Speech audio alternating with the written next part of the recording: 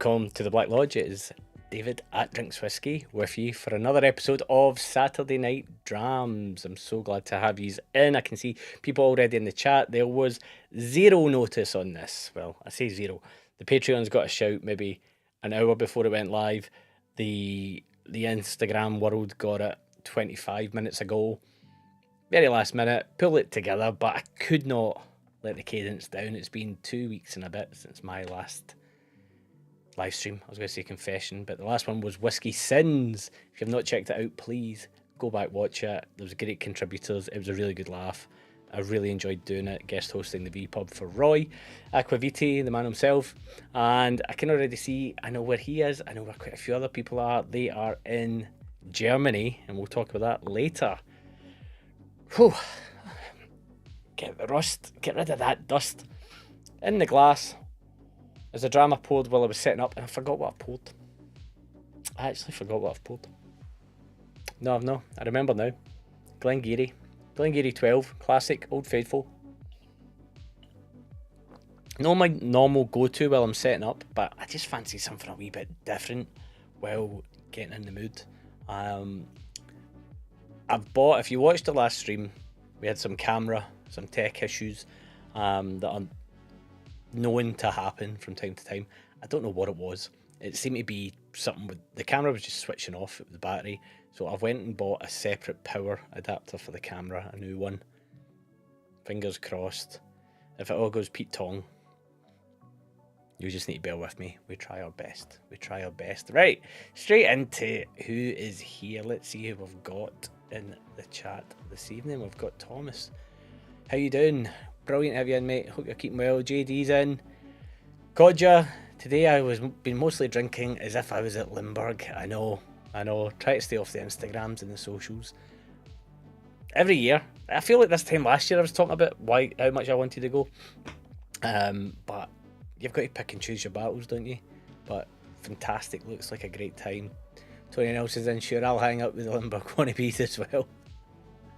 Brilliant. Lowlander's in. Evening, Lowlander. Hope you're keeping well.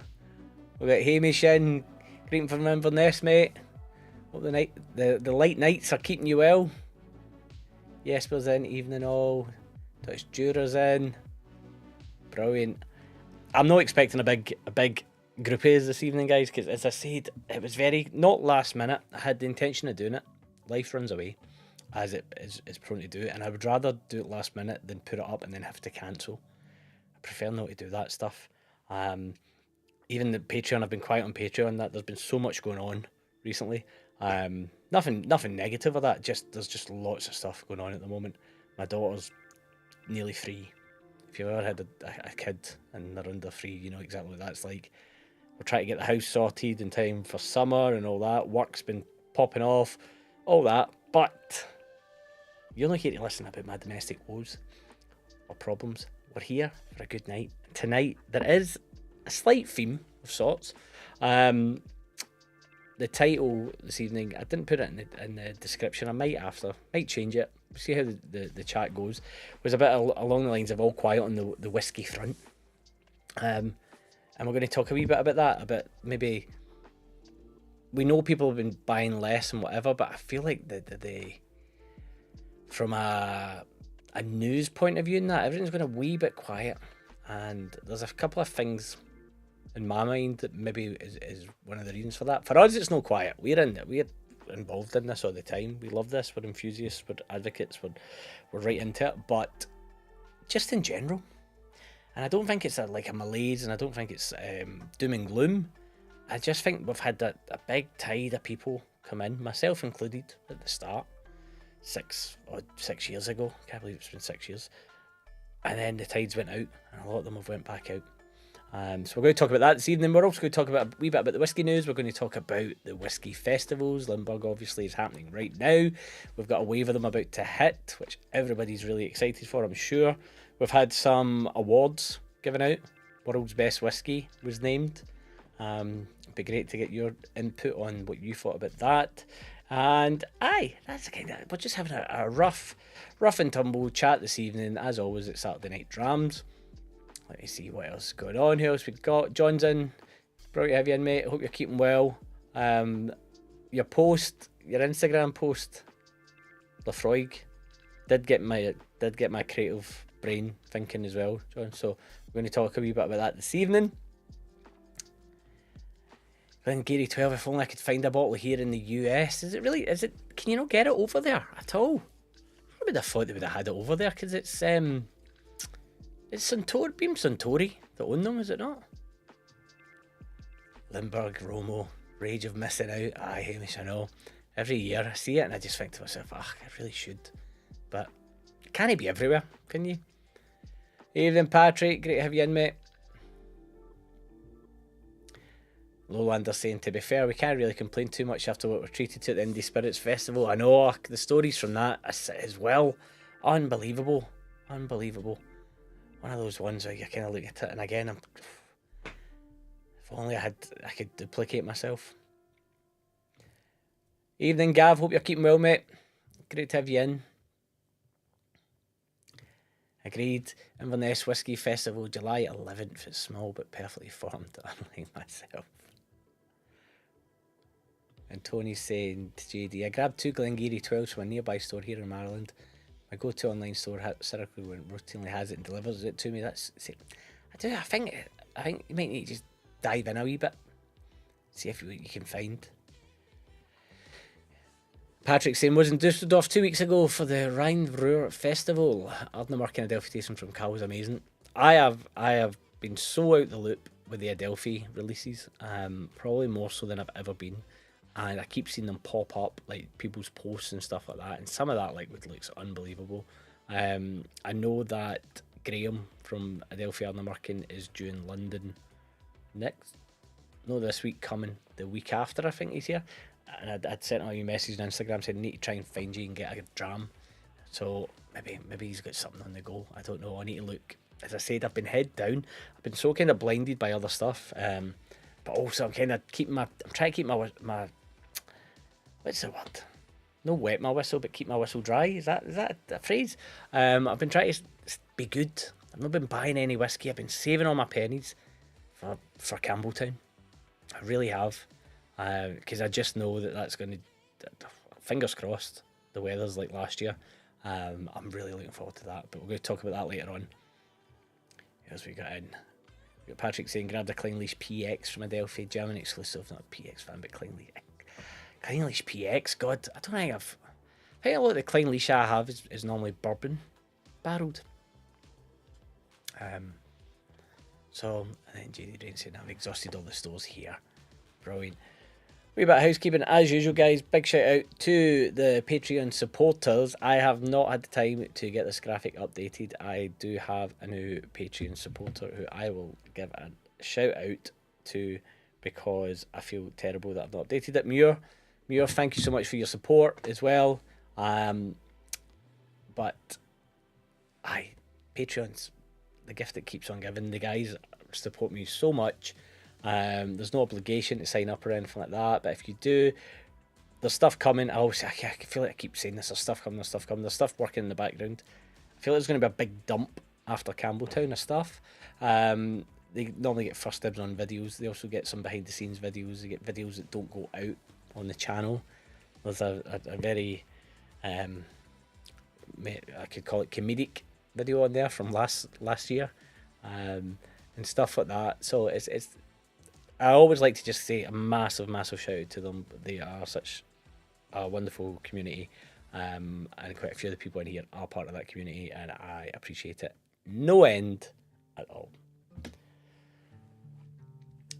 Who else we got? I just seen there. Julian, not in tonight. He's getting back from football at Wembley today. Have a good one. No worries, Julian. Hopefully catch it in the replay. Clynelish is a motive one in the Highlands after the visitor centre closing. Is it, Amy? You need to update me here. Is it shut now? Have they done it? Or are they waiting until after the summer? Has it been immediate? I really hope not. That'd be such a shame as well for this time of year. The amount of tourists going up there, and I know the relationship with the NC 500 crew isn't the greatest with the locals up there, but surely that brings quite a lot of traffic, footfall. I'm sure Glenmorangie and stuff must benefit as well. Anyway, on to the drams, guys. As always, if you are new here, or if you are not, normally we talk about what's in the glass. So I've just had that Glengarry, just seen that Glengarry 12 off, originally bottle. I've got a backup bottle, I've only got a wee bit left. But, saw that off. The drams this evening, so there is, if you watched the last video, the Whiskey Sins, I've left a couple of them from there. These are unopened bottles that I want to open, I need an excuse to open. So we've got the drams this evening. Now, first up, and we're going to talk about this bottle later, so this one will be getting opened. This is a 15-year-old Red Spot. Single pot still Irish whiskey, hailing from Mitchell & Sons, but hailing from Middleton Distillery, home of Jameson. Then one that we did open was the Sanderberg, which was High Coast and Ardnamurchan blend. I don't feel like I gave that enough a fair shake on the last stream, so I want to keep that. Key 1, single cask, Korean whiskey. I need an excuse to open it, so it's staying on. Then we've got the Mystery Malt. I believe this should be the Torabhaig that I opened blind on Saturday Night Drams a long time ago, and I managed to whittle it down, so I was quite proud of myself with that one. But I kind of dug it out off the back of the shelf because I've not drank much of it at all, and I'm intrigued to see how it's kind of settled now that it's been opened for a while. This is going to be my next pour. I just fancied it, and it's funny we're talking about Clynelish, but same neck of the woods. The Quinta Ruban, Glenmorangie. If you love it, I hate it. Glenmorangie, I love this bottle. I really enjoy it. And then, on theme with what we're talking about, from 2 years ago, good mates of mine went, and one of them brought me back a set. I've opened the Long Row. I've never opened the Springbank because it's a rum cask. I think I might take it back with me to Campbelltown and share it out then. But Hazelburn, I love a Hazelburn, and I just thought, you know what, it can't be that bad, can it? Really? So we're gonna go with this one first up, the Quinta Ruban, bourbon and port cask. We've been doing, as I said, we've been doing the DIY in the house, and I lifted a big, one of those giant, I don't know what you call it, but it's like 850 kilo bags of stones, and we got loads of them out. There wasn't much left, and my wife went to lift it, and as I went to lift it, if she's watching this, she's going to be going, no, that's not what happened, but it was. We said 3, 2, 1, and I lifted and she never, and I've pulled my back, and it keeps giving me jip. So if you see me shifting in my chair, that's what's going on. But maybe a couple of drams might relieve the stress of it. It's just lovely. It's fruity. It's tasty. It's all the things that you want, I think. For me, for my palate, anyway.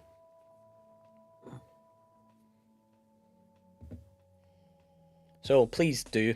I forgot the important part. Tell me what's in your glass this evening, guys. Let us know. I know that a couple of you said Clynelish. Rolander's saying he thinks it closed last month. It's such a shame, man. What a time to do it. There's an Adelphi tasting 7th for me at the Whisky Exchange, which I'll be going to. Also, the Melody. The 7th will be 4, 5, 6, 7. The Thursday. I think it's probably sold out though, John. Might see if I can get one. Melody. The Melody's too far from me. I say that. It's because it's in West London. Anybody that lives in London knows that if you don't live near West London, I feel like where I live is so far away. It takes me, if I got in the car and drove, which obviously I wouldn't eat a whiskey taster, but if I got in the car and drove to Brighton, it would be the same amount of time as me getting trains and tube to the Melody. So it's so far, and I don't even work over that way. I work central Londonish, but more kind of city side. Friday 13th of March. Oh, that's mental, man.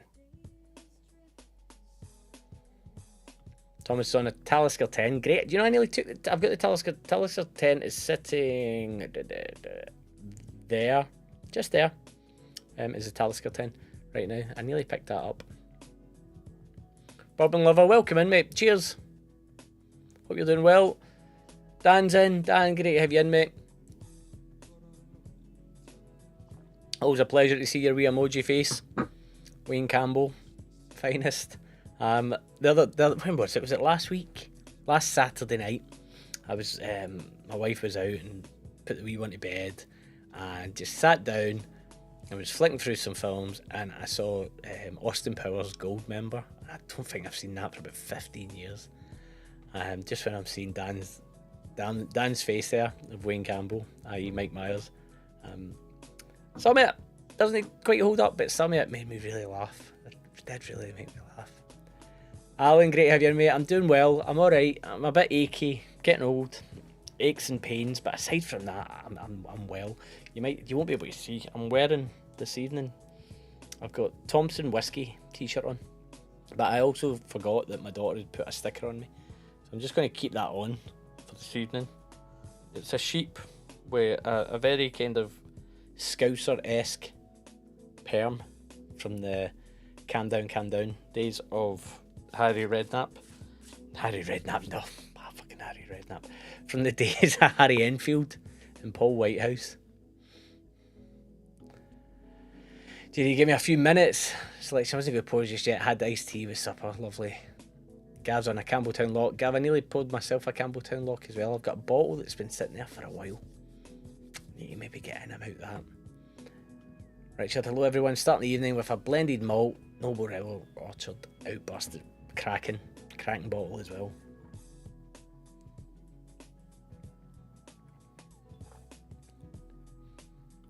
Dan saying Wayne's World is a perfect film and Austin Powers isn't far behind Wayne's World. Even the sequel, it really does. It holds up. I still find myself quoting parts of it, especially the security guy, who gives them a hell of a lot of information. Very handy.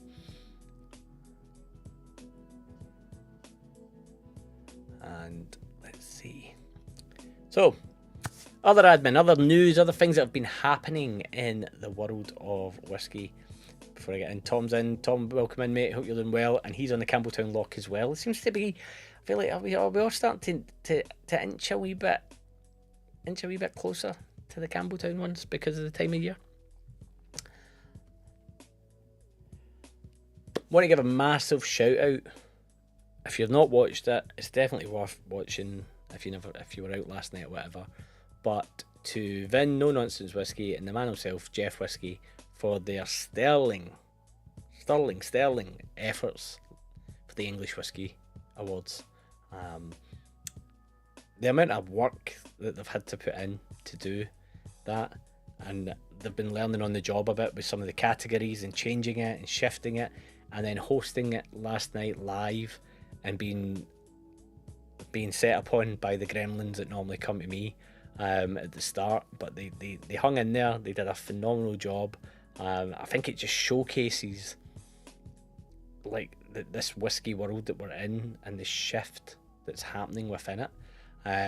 It was really positive to see the amount of votes, the distilleries that are coming up, and yeah, I would say the winners. I don't think the winners were that surprising.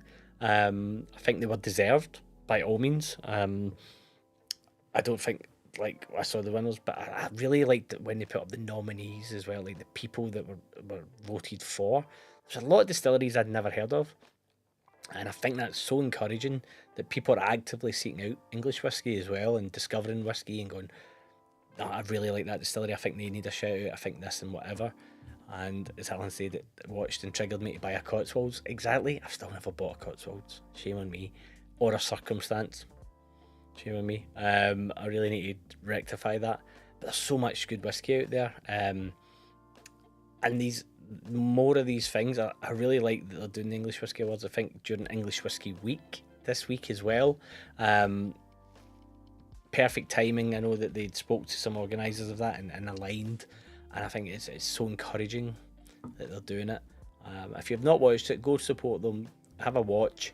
There's some great chat as well about it and just about the progression and this development of it and the passion that both Vin and Jeff have for it. And I know that Vin is kind of pulled back a bit from the YouTube stuff, and he says that up front. He's no longer got his room and stuff. He, I think he's just focusing more on just short form phone content. So I know he's still on Instagram. I think he's still putting up shorts and stuff like that. So he's still about, but he's no longer doing the long tail reviews, but he's still involved, he's still active, he's still really passionate about it. And Jeff, we all know, absolute machine, churning out video after video of just the highest quality. So yeah, big shout out, massive love to those guys, because it's tough, and especially with the live and the gremlins, and it's a horrible feeling when you're trying to fly the ship, and it's just red alerts, or you don't know there's red alerts, or there's echoes, or there's stuff going off, and you're trying to keep it going because you can't be quiet, because then there's dead air. And I sent Jeff Whisky a message this morning, just saying like they did fantastic, they did so well. So I don't let it, if you're watching it, they get into the groove. Because the first few minutes is when it all happens, and it's the worst. Best laid plans, there's nothing you can do. Adrian, brilliant to have you in, mate. Hope you're keeping well. You've not missed much, just the intro, just a few chats. In the glass right now, Quinta Ruban, 14-year-old Glenmo.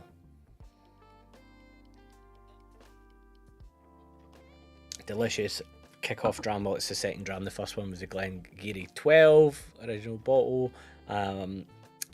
What else? I'm just giving the English Whiskey Awards their flowers, pretty much, because they did a phenomenal job, and it's really hard to do. I'm seeing in the chat people saying, yep, the Cotswolds, whatever. Any English whiskey that's really tickling you guys? Is there anything that stands out? I know White Peak Distillery, unbelievable. Circumstance gets mentioned a lot. I've not picked up anything. Thompson Brothers did apparently a phenomenal bottle of that, and I did say I was going to, and then I never. But do let me know. Joe, welcome, mate. Evening all, finally able to join the stream. No, mate, pleasure to have you. Thank you so much for joining. Let us know what you've got in your glass. Adrian, you as well. Let us know what's in your glass.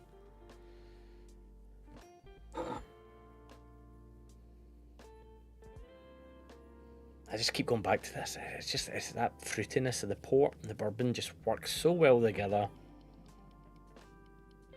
And it's easy to punch. I found it's easy to punch down on brands like that, but they're successful for a reason.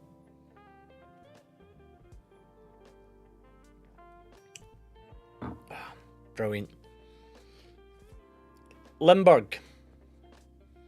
We're no there.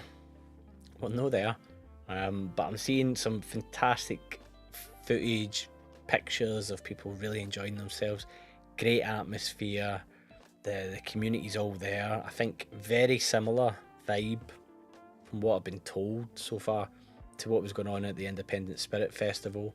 And like I just think we're so fortunate to be in this sort of community where it's like getting together with old pals when you're in person. Do you know what I mean? Like it's such a wonderful thing. Sorry, I've just been distracted. Thomas getting a super chat. €5, mate. No, don't need it. Thank you so much. I really appreciate it. Cheers to that. Oh, saw that off too quick. Really appreciate that, mate. That will be going towards absolutely a dram in Campbelltown. Absolutely. Thank you again. Under the White Peak Heritage Barley is really nice. Heritage Barley's having its moment again, isn't it? I enjoy stuff, Alan saying, I enjoy stuff from the English in my glasses. Vin's Welsh Wind. Good picks as well, eh? Adrian saying, I had 2 glasses start, a Capella, 30-year-old North British, and the Ardnamurchan Adventurers Paul Noir.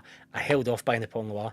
Again, I regret it, but I'm being super frugal for Campbelltown because I don't want to be there. It's cost me a wee bit of money to get there. Patreons have massively helped with that. Super chats, all that kind of stuff. Everything like that goes into whiskey stuff, or it goes into equipment that I need for the whiskey stuff. So I've been super frugal, and it killed me. It's really been killing me. I've not even been in. I'm only going to the Whiskey Exchange at London Bridge all the time. All the time. I've not been in there for about maybe 4 or 5 weeks. And I feel really bad. I feel bad. Not even just to go in and see the guys and say hello and have a wee chat. I've completely avoided it because I've been like, no temptation. Money's got to go for that. But once I get back, the reins are off. Decided to put a Glencadam 13. Brilliant. How do you feel about the new rebrand? There was some strong words on the last live stream I did about the Glencadam rebrand. Donald passes in. Brilliant to have you in, mate. Hope you're keeping well. Alan's got that adventurers. Circumstance are doing a special cask strength edition of their single grain whiskey for club members. I hear it's good. I need to get. This is the thing. It's just having the time to delve in and get involved. I've as I said, I'm so at the loop. That's why I'm calling it all quiet on the whiskey front this evening. I need to get back in the swing of things, and it's not that I'm not in the swing of things. I'm still reading articles and I'm still looking at stuff and seeing what's going on and all that kind of stuff. It's more that just the buying, I've kind of put the blinkers on. See Thompson Brothers expressions for pre-order on the K&L website. Young Clynelish, Well-aged Bowmore, or Old Clynelish and Young Bowmore. Chat, what are we saying here, lads? What are we saying? Young Clynelish and Well-aged Bowmore, or Old Clynelish and Young Bowmore. Most people are probably going to say old and old. I don't know. I really don't know. I've not tried any of the wave of Bowmore that's coming out at the moment is fantastic. There was a conversation's been had about all the stock being released. Lefroy's been released, Bowmore's been released. There's quite a lot of independent bottles popping out with that. But I never tried. The one I was trying to get was the Living Souls. Missed that. There's been Thompson Brothers bottles. Again, as I said, I'm kind of out the game at the moment. Heading to Campbelltown soon. Yes, I am going for the festival, and there will be content galore. We're going to come on to that later on. But yes, I will be there. I will be. If you're not there, you will be there in spirit, because I will be taking you with me on the journey, and I'll be showing you everything that I can. Yep, Alan's a Ardnamurk original Ardnamurkin. I wouldn't say hater or detractor, but you've not quite blended with it yet, have you? And you might know. That's absolutely fine. Did you just admit that you use Patreon donations to fund your holiday to Campbelltown? No, I've just admitted that I use Patreon donations for whiskey content. And in Campbelltown, there's going to be quite a lot. I will be visiting a long row tasting. I have signed up for a Springbank tasting of sorts during the festival. I have the Cadenheads Club tasting, my first time. It's my first time in Campbelltown, so I'm buzzing for that. I've kept the rest of the time free. I've signed up on wait lists for Glen Scotia. But when I'm there, I'm just really excited to be amongst my own, you guys, in the flesh. We're bringing the podcast gear, the headsets, so we can set up podcasting. We're going to do Flying the Wall, Drams on the Run, Campbelltown Malts Festival edition. We're going to show you what the flight is like. If you've ever wondered what it's like to fly from Glasgow to Campbelltown, we'll be doing that. But no, I've always been very open, Orlando, on the donations on that front. Probably too open, to be honest. But I know you're only jesting.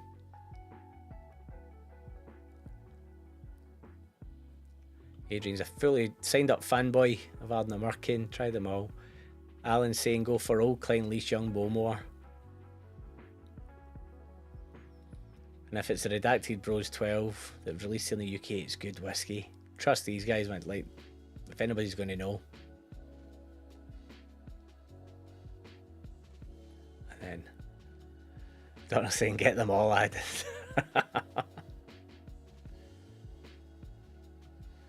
Ardnamurkin needs to have a core range bottle that's just unpeated. I think we will. We can always. the guys are. I think the beauty of Ardnamurchan is that they're really receptive to feedback. They're big enough and small enough to be agile and receptive to it, and it's probably something that they've looked into. The fake Springbank, I have no idea what you're talking about, Codger, but I do know that my Springbank t-shirts are available on the Drinks Whisky Shopify site, and there was someone bought one just recently. The beauty of that is I set that up, and it runs in the background, and every month the money comes out for the hosting and all that kind of stuff. And then just occasionally I get a random, I do no promotion of it whatsoever. Terrible. I just get a ping and somebody buys one, and I find it fascinating. And they just pop up in the weirdest places. So yes, they will be making an appearance. I'm just trying to think which colour I'm going to wear. There'll also be the Glengarry t-shirt will be going, the Ben Rinnes one. Because if you can't wear whiskey stuff there, what can you win? I'm going to pack something that I bought recently as well, and I showed it to my brother, and my brother's reaction was exactly what I hoped it would be.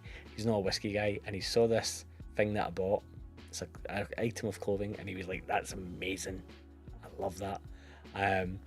But it's all dependent on the weather forecast. So if we're going to get good weather, it's probably no coming, but it will make an appearance on the channel. But yes, if you're interested in these wonderful Spring Bank t-shirts, not Spring Bank, but Spring Bank, two separate words, you can look in the description box below. I think it's drinkswhisky.myshopify.com maybe, or something like that, and you will find them there. And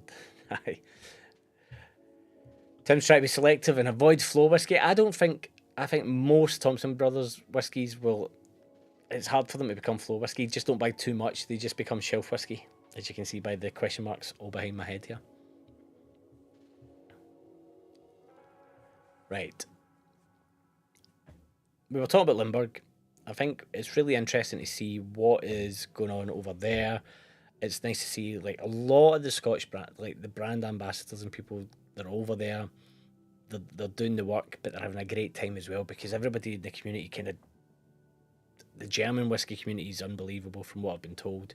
You've got a lot of the Scotch community from the UK going over as well, and people just love it. A mate of mine who I'll be in Campbelltown with, he's there with his partner and stuff. Like, it's just a phenomenal event. And it kicks off the season, so to speak, of whiskey. Next one being Spirit of Speyside. I am, if you're a regular viewer, which if you're watching this you probably are, bit of a detractor of Spirit of Speyside, if I'm honest. I think they've priced themselves out of the festival kind of thing, which is strange, because Islay, you would assume, would be more expensive, but it's just the nature of it, and it's a shame, because you have so many brilliant distilleries up there, brilliant people working and whatever, and it definitely feels like it's one for, like, you really need to save your pennies, but then you've got to get your bus timetable out and your taxi timetable and work out, and I'm not going to bash on it or that. There's some great events happening up there. I'm really jealous that I can't go to any of them. I would love to. I was just singing the praises of that part of the world to people as well, and trying to explain to them, like, they've never been to Scotland but they want to get into whiskey, or they want to go on an adventure. I tell everybody either, like, well, most people I say fly to Inverness. If they're down here in London, fly to Inverness, hire a car, and either go up or go down and across, and you're in for a wonderful time. But the beauty, I think, of Speyside, like, for me, like the kind of epicenter for me emotionally is the Highlander Inn in Craigellachie. I just think it's perfect, because it's literally equidistant from there, Inverness Airport, Aberdeen Airport. So what's your excuse? It's an hour each way, you can get there. And then, yes, it has its detractors, but you've got Castle Grayskull up the road. You get Macallan's distillery, that's just mind-blowing when you go there. You can't believe it. But then you just go down the road and you've got Clynelish, lovely people that work in there. You've got Aberlour down the road. You've got, like, you just start to round and then you go back the way and you get Glenfiddich and you get absolute mind blank, Balvenie and stuff like that. And yes, these are big touristy whiskies and the thing, but they're brilliant experiences. And so that's why Spirit of Speyside, it just, it's frustrating. It's frustrating. Because, like, we drink whiskey, you know, it's not a cheap pursuit. But to get up there and do that way, it's quite an undertaking, and you're no rewarded for it. That's the downside. I know that many a whiskey YouTuber is kind of decried this around when you get to distilleries and the pricing at distilleries and stuff like that, but not even that. Just the festival's meant to be not cheap, but you might get bang for your buck. And when the tickets for everything start at like 80, 100, 120 quid an event, and you've got to get yourself up there, you're not going up there for 1 or 2 events, you're up there for a few days. You've got to pay accommodation, you've got to pay transport, Anyway, I'm trying to stay positive about it. Don't passing on my trip to the wee tune, he's putting a Kilkerran 12, just love the stuff. Any excuse, isn't it? Any excuse. Adrian's a Bowmore virgin here. I've got a couple of Bowmores, but the Bowmores I've got are just like, I've picked up when they've been really cheap and they've just been generic Bowmores. They're no independent at all. Don't say an independent Bowmore from Refill Bourbon at Cash, if it's something I love, I'm sure it's delicious. Like, good Bowmore, people rave about it. I'm trying to think, was that Bowmore? What was that one I had? Was it Bowmore? No. I'll need to look up. Let me see. The last time I was in Dornoch, was that a Bowmore? I got made, I got force poured, a pour. What was it? No, it was Balblair, wasn't it? 1966 Balblair. For a second there, I was like, was that Bowmore? No, Balblair. I knew it was a B. Yes, Kilkerran 12 is perfection. It really is. I'll get the sleeper. But sleeper for here as well. You're up at £400 to get the sleeper up, and then you're no rewarded. But we're not here. We're not going to bash it. We're going to move on. We will move on from Spirit of Speyside into the one I'm buzzing for, Campbelltown Malt Festival. But actually, before we get into that, I need a dram, and so I think this is the perfect time. How bad could it be? It could be shit. It's time for How Bad Could It Be? The segment that was first introduced in the last live stream, where I try a whiskey that I pick up that's relatively cheap and think, how bad can it be? This time, it is, can we get that in focus? It is Matt Ken blended whiskey, the finest blended whiskey. Malt and grain whiskey, destilado y envejecido en barricas de roble, product of Spain. There is no Scotch involved in this at all. The word Scotch is not anywhere on this. From the experience and wisdom of master distillers and mixers, Matt Ken whiskey is born, a wise combination of aged malt and grain whiskey. I'll be honest, I picked this up because it looked like Matt Berry, and I found it quite funny. And I had these grand plans that I was going to do like just a video around blended whiskies, but this cost me, I'm pretty sure this cost me like €5, maybe even €4 it cost me in Mallorca a few years ago, and it's sat on the shelf amazingly for some reason. You can see the duty has never been tampered with. If you saw Whiskey Sins, we also had a Spanish whiskey, but it was a Scottish whiskey called Loch Castle. How can you go wrong? And that was a special reserve Scotch. This is the finest blended whiskey.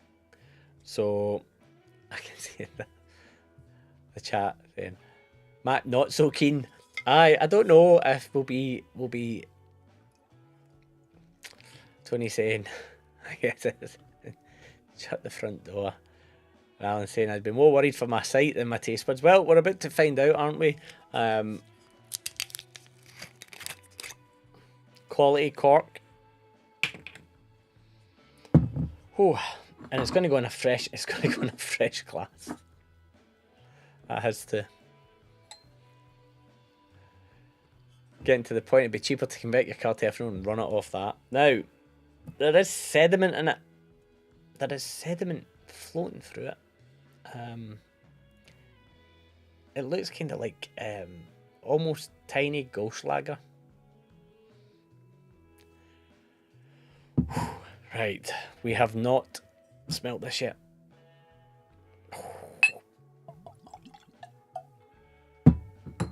I am not looking forward to this.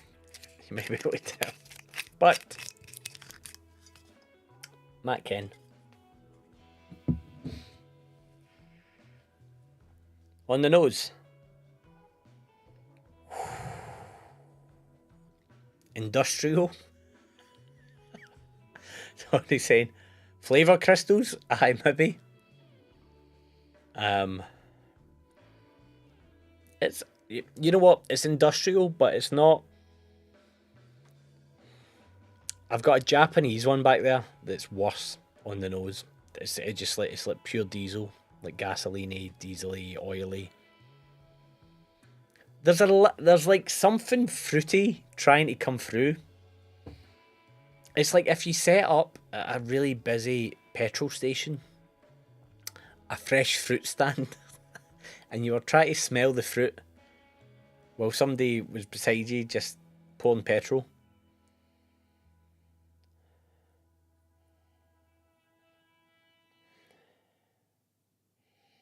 It's not super ethanol-y. It's not got like a burn sensation. Straight in.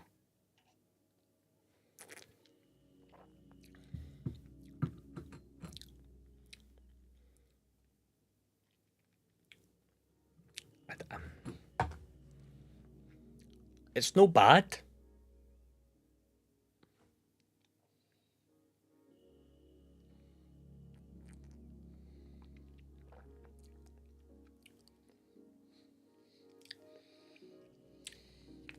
Oh,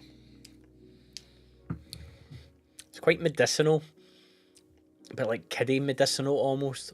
And then that, yeah, now it's coating my tongue, and it's really latching on, and it's very dry. It's super dry. My throat literally feels like it's closing up. That is, nah, that is not good alcohol. It is like the roof of my mouth has went very dry. Like I said, on the nose, it's fine. It's not bad. I've had worse. I still get that diesely smell, petrol-y, but nah, I think we'll leave it there. I don't think I'm going to have another sip of that. So how bad could it be? How bad can it be? I don't know if it's... I think it's maybe... I don't feel like this is safe to drink. That's how bad that is. It's kind of gave me the fear a wee bit. Just having that amount and how much that's kind of dried out my mouth and weirdness. So we're going to put that back there, and that was the latest instalment of How Bad Could It Be, featuring Matt Ken Whiskey, otherwise known as Matt Berry. Aye, maybe we'll move on for that. How bad could it be? It could be shit. Aye, well, that was an experience. But on that note, I think we'll pour ourselves a proper dram. We'll shoot over, we'll have a look at the drams. We did have that Glenmorangie. I am going to go for a palate cleanser. I'm going to go a bit softer. I am going to move on to Hazelburn 8. as we said, this is Open Day, May 2024. 52.8%, 2,200 bottles, bourbon and Oloroso casks. Now, I have not played the segment because this will be... I don't think this is one that you need to figure out if it's how bad could it be. Oh, brilliant. No. Shameful.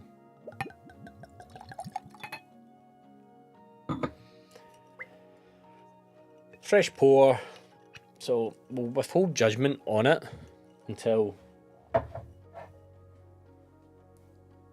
we get a proper bit of air into it. But right away, the absolute different flavour profile, the different way of doing things. Fruity, it's like a hug. It's like a Care Bear. There's a lovely pink, red, fruity... The contrast.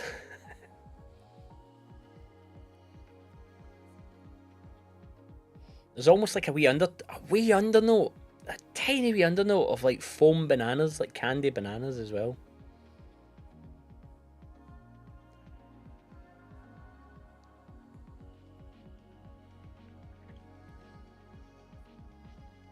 Evening, Ian. Just saw that you were in. Welcome. You joined during the How Bad Can It Be segment, so apologies for not saying hey. A very old Mercedes diesel that you can run and use. Fish and chip shot oil is the best ride today. What's bad? These are all not for this, for the last one. Taste of a fish caught in the Clyde around central Glasgow. And yes, the drama wasn't enjoying was a Spanish €5 blend. Who would have guessed? Quick get David the doctor. Aye, exactly.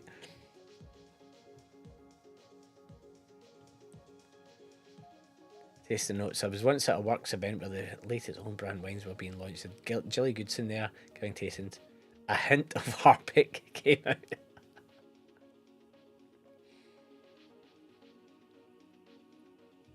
But onto the good stuff. Good choice. Love Hazelburn. Yeah, Hazelburn's fantastic. I love a Hazelburn. I'm excited to see what's coming out for Campbelltown. And that is what we're going to talk about right now. Campbelltown Whisky Festival. I will be there. Buzzing for it. Touch wood. No issues to get there. Got a few things lined up while I'm there, but I'm not packing the schedule. I'm just looking forward to being amongst the good whisky folk. Having drams, taking drams up, going to take some bottles, dish out as much as I can, pick up some bottles. It's very much a flying visit. I fly in on the Monday, I fly out on the Friday, which I feel is plenty of time. I will be taking you guys along with me. As I said, Drams on the Run. There will be a Drams on the Run Campbelltown Whisky Festival special with as much as I can record without being a pain in the arse for people. Some people won't want to be on camera, etc. That absolutely. So there'll be a lot of my face as I'm running about. Also at the tastings, if I can, at any of the events, if I can take them along, I will take you guys along with me. I will be bringing the podcast set up for some more Drams podcast. I don't do many of them, but I do them with people that I want to sit and have a conversation with. I really want to sit down with a few people, whiskey creators, whiskey makers, but also whiskey drinkers, and just have some chats with some people about why they're in Campbelltown or what got them into whiskey or anything like that. So I'm really buzzing for it. I'm excited for the possibilities which could come, but I am also not being silly and thinking that I'm going to make all this content. I'm going there to enjoy myself as well and really see what's going on. So I really buzzing for Campbelltown. People that have been or people that are going this year, any watch outs, any lookouts, any places to eat, any things that should be done. I was looking at buying I've got water bottles, but I was going to buy one of those big Stanley cups, the big straw, and just making sure I had plenty of water on me because it's a long old day and people get really excited. And so I need to make sure that we pace it.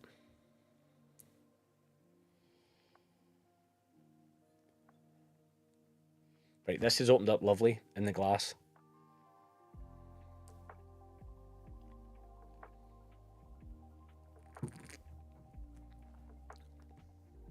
It's just a lovely Hazelburn, isn't it? It's delicate, it's soft, but there's a bit of depth and texture to it. Bourbon and Oloroso. I'm not getting a...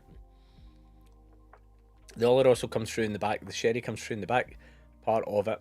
Up front, I'm getting a lot of the kind of bourbon characteristics. That fruitiness is coming through now. Wee bit drying. I don't know if the drying is because of the last dram that seems to be eating its way through my table right now. But lovely.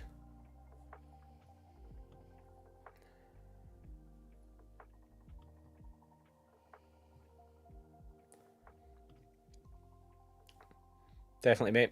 And yourselves. Hope you are keeping well. My eyesight starts going funny. Yes, I will. Don't worry about that. Gav saying if I can get to the courtyard in September. I saw that email come out the other day, Gav. I'll probably be on holiday, to be honest, with the family. My wife is being amazing for letting me even... for having let me even consider Campbelltown, never mind letting me go. And people will say, oh, what do you mean letting you go? Family life, you know, you have the commitments and stuff like that. But yeah, buzzing for it. I cannot wait.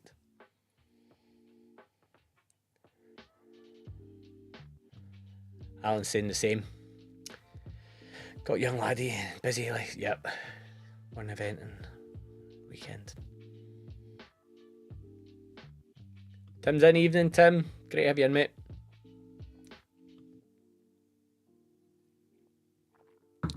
So this was a shout out of watch outs and things to do in Campbelltown for me. So those Cadenheads, Demijohns that are random Hazelburn, Springbank Longrow, Infinity Jugs are great value. Be sure to get one of those. Yeah, I will. I'm flying, so I've got a suitcase as well. It'll be checked in. I need to find out about like what I can check in and stuff on the flight, and if I know that they're a bit funny about stuff, so then there's other people driving up from down here, driving all the way. But time wise, I was too tight on the time. I'd looked at driving, but the realities would be from here to Glasgow, I am a good 7 hours minimum. And then from Glasgow, Touchwood, on a good day, 3.5 hours. So then I'm 10. So I'm looking at like that's with no stops. So then you're looking at a 12-hour driving shift, and I can't be doing that. And then coming back after the festival. So I was like, nah, I'm flying. But I've got luggage and whatever, and I can check stuff in. So that's my plan. So I will be filling my bag. Sandy, welcome in, mate. Not been to Campbelltown Festival yet, but I'm going to Islay for the 40th festival. That would be fantastic. Yes, she does, Alan. She really does. And is this like the official 8-year-old Oloroso release? Well, it's a bourbon Oloroso combo.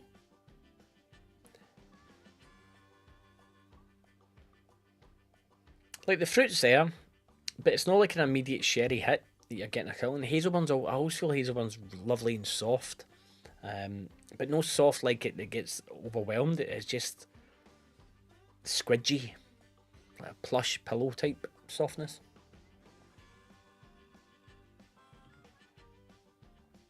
Scottish Mist saying the Hazelburn bottles seem to go for not a huge amount of auction. If anybody's missed and wants to get their hands on them.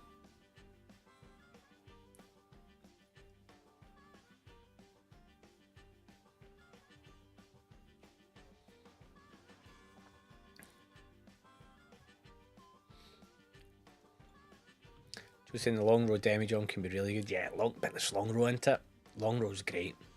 And everybody's agreeing, saying Demijohns, Springbank, 3 of them are brilliant and great value. And then the cage is a must. And I was just going to say that, Gav, the cage. And I'd kind of forgot about the cage, and I forgot about the demand. And I know there's a bit of politics to the cage, and some people are quite pushy at the cage, and they do a lot of weird things and stuff like that. I'm going with zero expectations or zero wants as such, and I'm just going to I'm just going to see how it plays out and see what I pick up, and see if the whiskey gods are kind. But we're not going to be short of a few good drams, I'm sure. I'm excited. I'm excited to go in and see it all for the first time. Because I was meant to go. I was going to go for the Eat, Sleep, Dram, Repeat thing, and I was going to do that 2 years ago for my 40th. And what I ended up doing, because of the cost, they put the cost up a bit. I think it was like 900 quid it was costing for 3 days, 2 nights. And with the same money, I went to Kentucky and did the bourbon stuff instead. And I don't regret that at all. I had the most wonderful experience, and the videos showcase that. But especially at that time, because I don't think I would be able to go now. So I'm buzzed. I'm really excited to get to Campbelltown finally. I remember going to uni with a girl from Campbelltown, and she used to go back. I went to uni in Glasgow. She used to go back every weekend. And I couldn't believe she would get a bus or drive for 3.5 hours, because young Glaswegian David, Edinburgh was an overnight stay, and that's 45 minutes in the train, like 3.5 hours to get somewhere. Oh, wild. It's always, I do think about her, Julie, her name was. I was like, I wonder if I'll ever see her again, Campbelltown, and she'd be like, you've made it, finally. Are there small hopper planes from Glasgow to Campbelltown? Yes, there are. Logan Air do them. And I think it's like a 35-minute flight.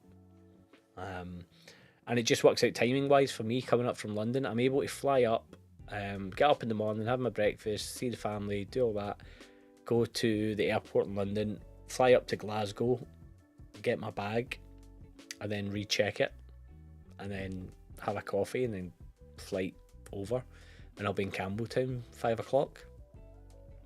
So it's perfect, and I'm doing the same back, where I'm flying out in the evening, and I can get the flight back to London that same day, and I'll be in my bed Friday night. So it's really handy. But geopolitical stuff and fuel shortages and all that, I'm like, hurry up, let's get there. Alan saying, check out Fetcher. The old chocolates. Right, I'll definitely do that, mate. That's a great shout.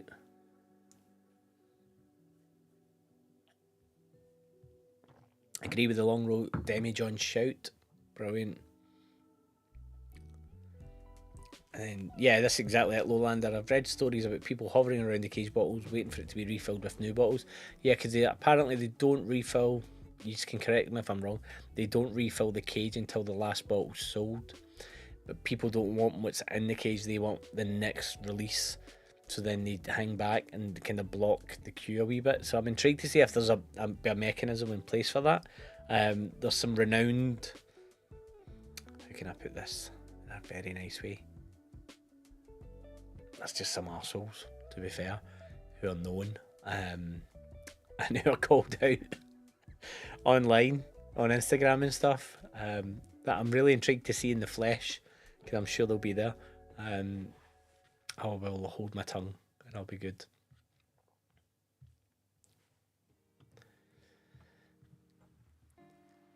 You can say, we did Eat, Sleep, Dram, Repeat last year. Really worth the money. We got cage bottle last year for Q and Faff. Yeah, no, it wasn't that so much. It was more just at the time and weighing it up and the timing of when we could go and do it and stuff. And it was like, it would have been in February, I think.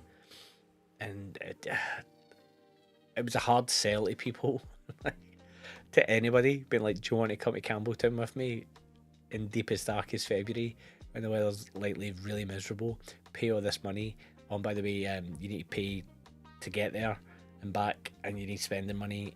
But where's Kentucky? Do you want to come to Kentucky? JP was like, absolutely, yeehaw. Scottish Mist, I did a weekend in Campbelltown in April 2022. Spent an afternoon in Springbank, tour in Washback. But the only Springbank I could get was the last cage bottle, 7-year-old bourbon. Crazy. Even that, brilliant, man. Question, Washback Bar, is that open during this? I presume that everything's kind of locked down a bit and it's only very limited access to things. but I might be wrong. There's also normally a ferry from Ardrossan, but it's not running this year due to issues yet. I don't think it's been running for a couple of years. Is that right?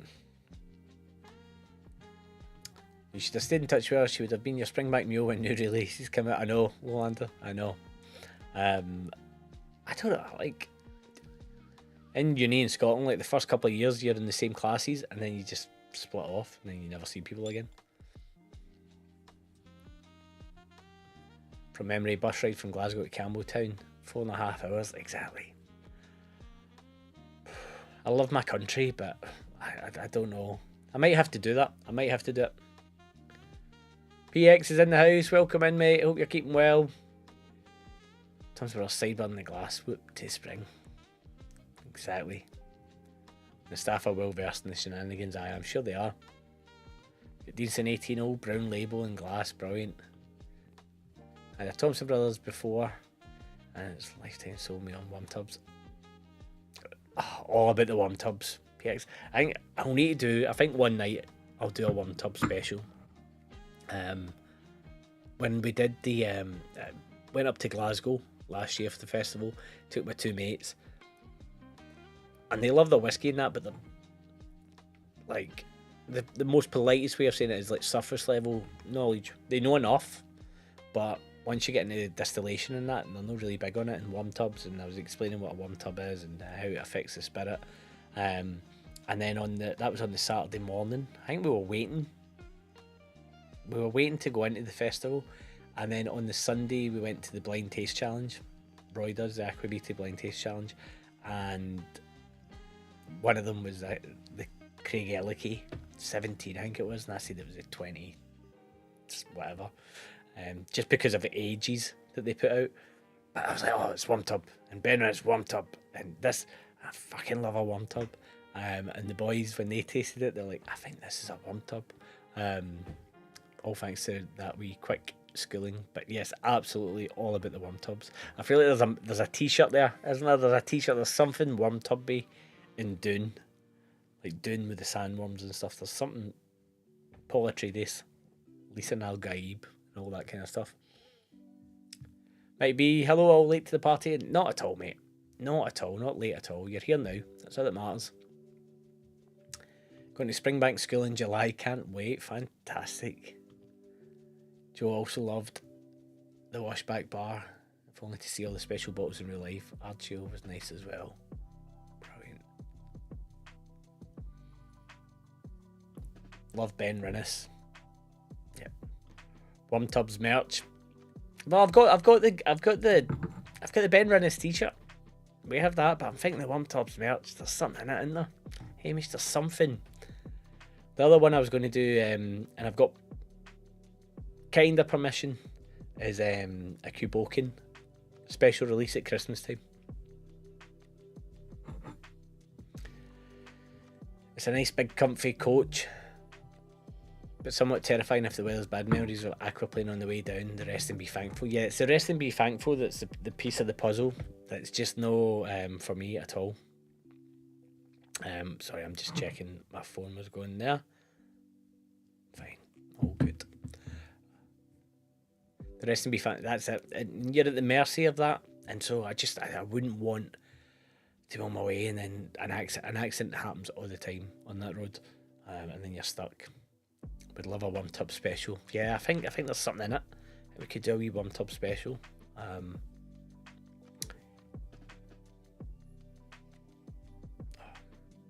This Hazelburn's just lovely. You can't go wrong with Hazelburn. It's like, but you can say to people, oh, it's Oloroso and Bourbon. If you've had Hazelburn before, you'll just lock in on it and go, I know what you're meaning.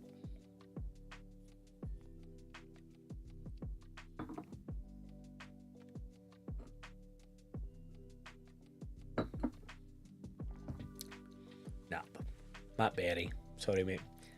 Find better whiskey to put your name against.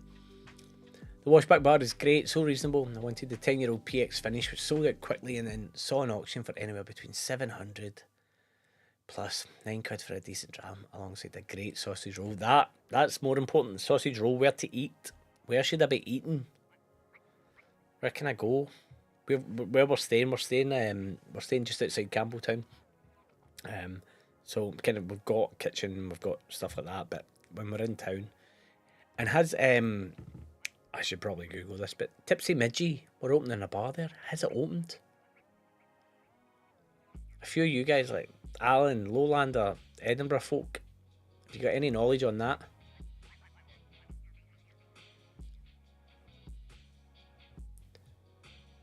Donna passing over time, I figured out that most of my favourite distilleries have descended line arms and worm tubs. I'm the same, mate. A lot of mines have worm tubs. And it just kind of, and I was like, that makes a really, really good one. Direct fire still, yes. No, I agree with that as well. Gav, I wasn't, like, my whiskey knowledge has been very much accumulated through circumstance, visits, or like watching something and somebody says something. And the direct fire still, if you watch the video I did when I went to Glens Creek in Kentucky, and the distiller, the master distiller and owner, David, they have a direct fire still, and he was talking about it, about the bourbon. I didn't quite understand at the time, and then after time and trying the spirit and understanding it, and then I look back in that video and I'm videoing it, you can see the fire because he's Frankenstein these stills himself.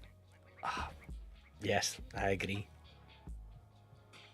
Ted Brooks with the super chat, $20. I can see the Worm Tub t-shirts now. Mate, with that, absolutely you can. Like, I'm gonna have to switch up and get a dram here.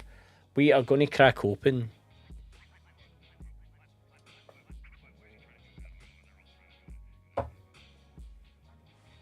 I'm going to go red spot. The only reason I'm going to go for the red spot, and this is for you, Ted, is because where is it there? The next segment that I was going to talk about was we were going to go around, but this won the world's best pot still whiskey at the World Whiskey Awards. Some people put value on it, some people don't, but I've been dying to open this, and that's as best an excuse as ever. 20, unbelievable, mate. I really appreciate it. Thank you so much. You'll be the first to know when there's the Worm Tub merch. What better excuse to open this? I get gifted this bottle. I did not buy this bottle. I was gifted it for my wedding. It was, so that would have been in, oh god, I need to remember when I get married. 2022. So I've had this bottle for 4 years and never had a reason to open it. 46%, 15 years old, triple cask maturation, bourbon, sherry, and marsala, non-chill filtered. It's been matured for not less than 15. American bourbon cask, sherry, Spanish sherry butts, and marsala wine cask, triple distilled. Hailing from single pot still whiskey from Middleton Distillery, County Cork, Ireland. There we go. So I will toast that 20. That's super chat. Thank you very much, sir. Cheers. But also, as great an excuse as any to get on and into this. Now, well, that's in the glass. Oh.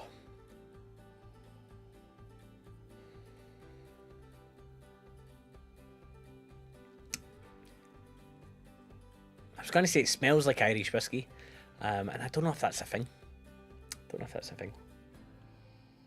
PX saying, great point, direct fire stills are now quite rare, but also with their merit. Absolutely.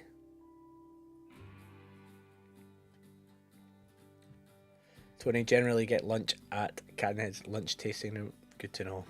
Good to know.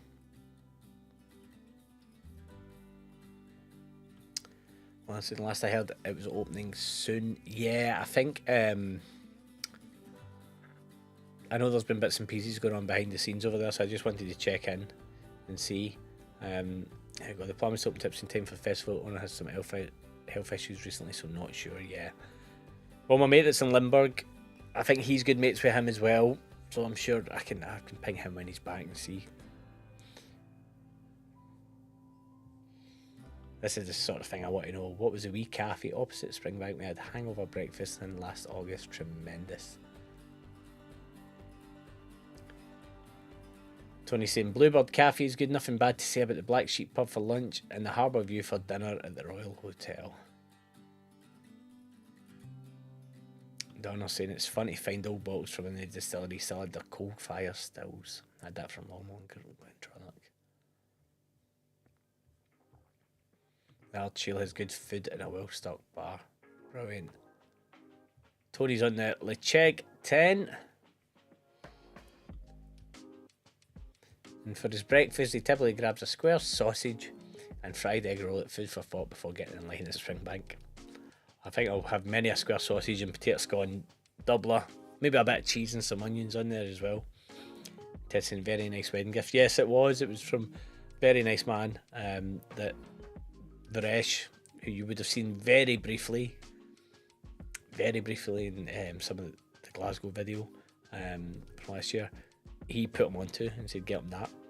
And I have no idea why he told him to get me Red Spot, but I am delighted for it. And he's saying all this Campbelltown talk has made me pop a Hazelburn 8 Oloroso cask in the glass. Not that I need much of an excuse. Even better, mate. Even better. That's what we're here for. To encourage each other. And well, as I saying, there doesn't appear to be a Greggs in Campbelltown. Where do people buy their pies from? What about their steak bakes and chicken bakes? Jeez, oh, come on. There's no Greggs. There must be a Greggs. Sure, there's one. There's fucking. I think there's two in fucking the train station around here. Ted's saying, big fan of the spot whiskies, really enjoying the Green Spot Chateau Leon Barton, maybe the best of the spots. I've not had that one. I really enjoy the spots. I really think it showcases just how good the spirit from Middleton can be. And I always kind of tell people that if you're wanting to get an Irish whiskey, Green Spot is the perfect kick-off for me. Gold Spot, when they brought that out, they've now brought out a second Gold Spot. So I've got the original, the first one they brought out, because I was in Ireland at the time and I was able to get it duty free. So I was like, I'll pick that up. My favourite, before I get into this, is Blue Spot. I really enjoy Blue Spot. The cast strengthness of it, just the kind of meatiness of it. I think it's Blue Spot's 7 years old. It's just I just feel like it's a great example of what Irish whiskey can be. And Irish whiskey gets quite a bad rap. I think it's so much better than what it used to be. But I do know that there's some bad Irish whiskey out there as well. And I'm saying, I poured my cage bottle because of all the Campbelltown chat. I'm glad to be of service, guys. That's what I'm here for. Right, so we have discussed Campbelltown, and I'm going to move on from that because it's more just me being excited, like at Christmas, for that. But I will say, Fishila, how do we feel about that? Is anybody going? I know that, what was it said earlier? Someone said they're going up.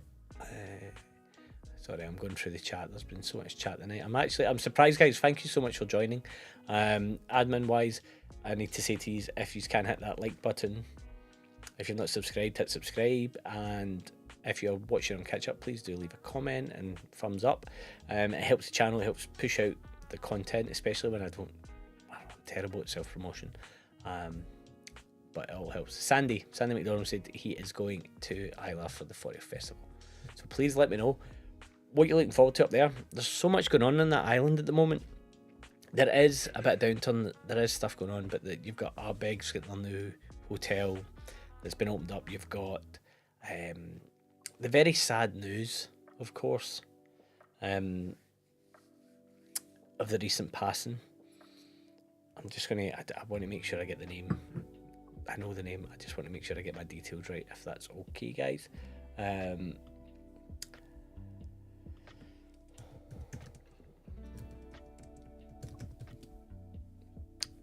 Yeah, Stuart Laing, of Hunter Laing & Co. passed away, 79. Cheers to him. But of course, owner, founder of Arnaho Distillery.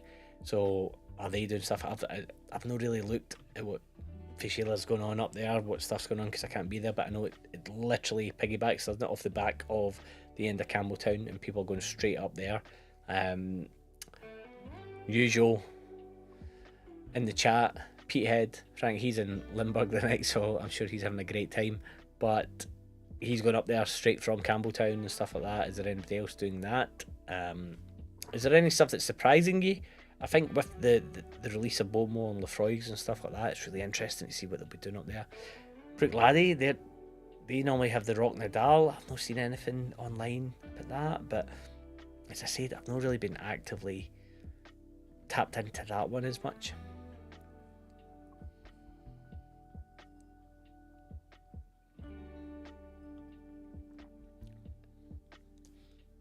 Right, what I will say, Red Spot, that initial taste, Tim's having a Hazelburn as well. Compared to the Hazelburn now, the Hazelburn being maybe, 7% proof more mouthfeel, more depth.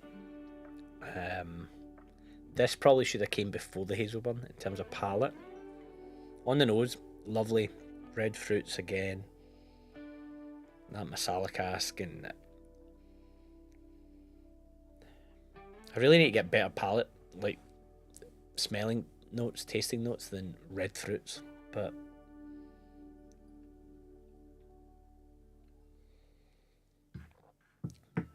it's lovely. It's lovely. It's got a lovely finish to it. It pulls out, but in terms of profile, the Hazelburn's all over it. Man, just marking it out of the game. But it's lovely. We will sit with it and enjoy it.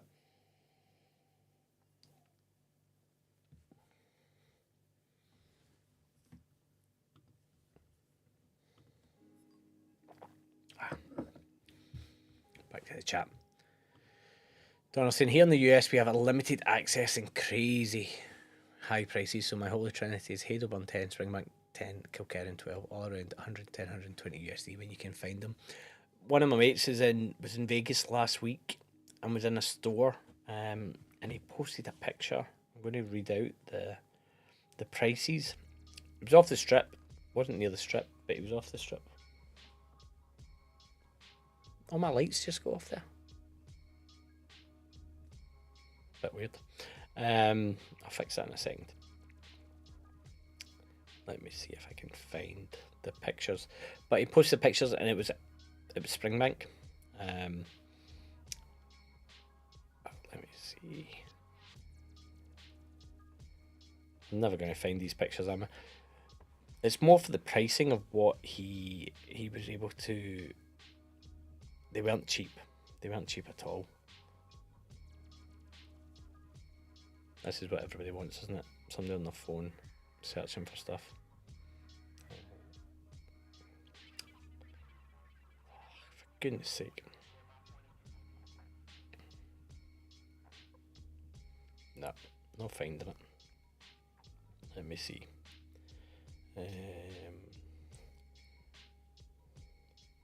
There we go. Found it. Picture. So he found they had the 5, the 10, the 12 cask strength, 54.1%, 15. They had Kilkerran 12 and Kilkerran 8 bourbon cask, and the heavily peated. Heavily peated was 109. The 8-year-old cask strength was 99. 99 for the 12. 200 for the 15. 145 for the cask strength 12. 99 for the Springbank 10. 90 for the Springbank 5. And for context, they had the Torabhaig 10 at 75, and they had Lagavulin at 90, and Lefroy at 65 for the 10, and Oban at 80. Wild. Absolutely wild. But he found it late, and it's mad that they were all just sitting on the shelf. Right there. Back in the day, you would have just filled your boots with the 12 and the 15. But yeah, that was in Vegas. So, strange where it shows up. Adrian's just bought the Hazelburn 10 because he's a sheep. Yes, we're saying, yep, a group of us heading to Islay. Brilliant. No, for Lager, Laddie, and Clynelish. I'm seeing chat here. Hazelburn released, yeah. I was trying to work out. People were talking percentages and stuff. Adrian saying that's his take on Irish. Where's that? That's kind of my take on Irish whiskey so far. Kind of pales against good Scotch, although other people have told me it's a different style pot still, so not comparing apples with apples. Yeah, it's not, because of the pot still. You'll get that natural smoothness. That word. I have no issue with smoothness. I know people do, but you don't.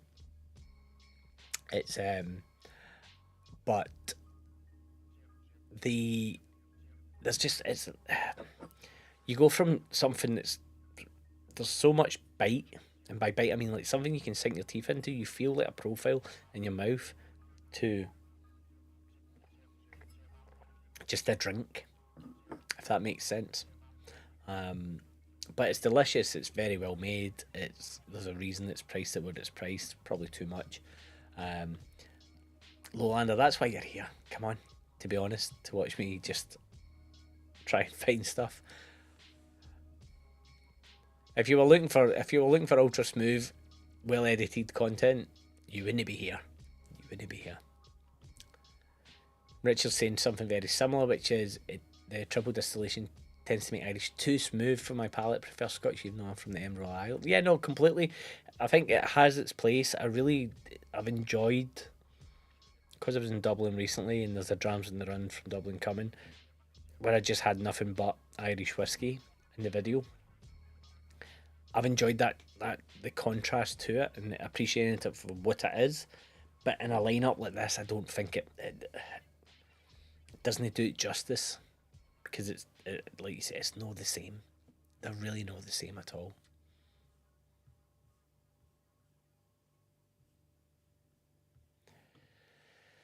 Amy's saying there's glorious weather in the Highlands. It's not Limburg, but c'est la vie, as we say from this. Exactly. I think the weather. I read something about the weather front at the moment.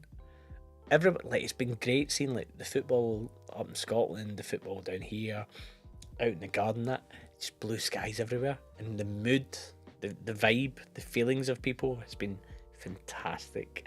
On that note of feelings of people, so we were talking about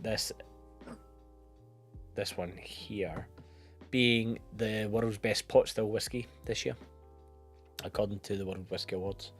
The little gold stickers that you see branded on ads. Well, the best Scotch, 21-year-old Bowmore. How do we feel about that? When was the last time you bought an OB bottling of Bowmore? Because mine was maybe 5 years ago, and it wasn't that age. It was some like Amazon Prime offer of sorts. Let me know. And on that, I mentioned earlier John from Chingford in the comments. He posted, I follow him on Instagram. Follow him if you don't. He posts great stuff. And he posted about the latest Laphroaig release, which is a ballot release, but other people seem to have got it. I never saw it. I kind of unfollowed quite a few people on Instagram for my own sanity, but quite a lot of influencers, brackets, and whiskey influencers got this Willem Laphroaig bottle, 140, 150 quid, no age statement, whiskey picked by Willem Dafoe. Are we over it? Are we over that, or is there still an attraction to it? And my reasoning for asking that is I loved this campaign last year. Some people didn't, but the Harrison Ford Glenmorangie campaign I thought was perfect. There was no pretense of that he knows his Scotch or that he just likes it, and he called it nice, which it is nice. He never went into the great detail, the depth or anything like that, but he would just enjoy it. He knew he liked this thing and he went with it. They never brought out a Harrison bottle. There was nothing like that. Laphroaig's went, right, we'll get Willem Dafoe. Great actor, really appreciate what he does. But I don't, maybe I've missed the part where it explains why. And so to ask me to enter a ballot for a bottle at, what, 150 quid of Laphroaig. Like, people will. It'll be speculative, I think, but I don't quite get it. But that's my opinion. What do you guys think? Because it just feels a bit of a cash grab. It feels very 2021. I feel like 5 years have went past. We've moved on from that. In America, Buffalo Trace did it with Traveller Whiskey. Chris Stapleton's whiskey. Chris Stapleton's teetotal. Chris Stapleton's teetotal and brought out a whiskey. And you're kind of like, oh, right. He's never tasted this, has he? But this Willem Dafoe thing, he's not, like, he's never been known as a whiskey drinker. The Harrison Ford thing I can get. I can imagine him sitting at night having a whiskey. So it's just, I don't know if there's been a misstep there. I think I love what they're doing with the comms. I love the ads. I love the design and stuff like that. I just don't know what they're doing. I don't know.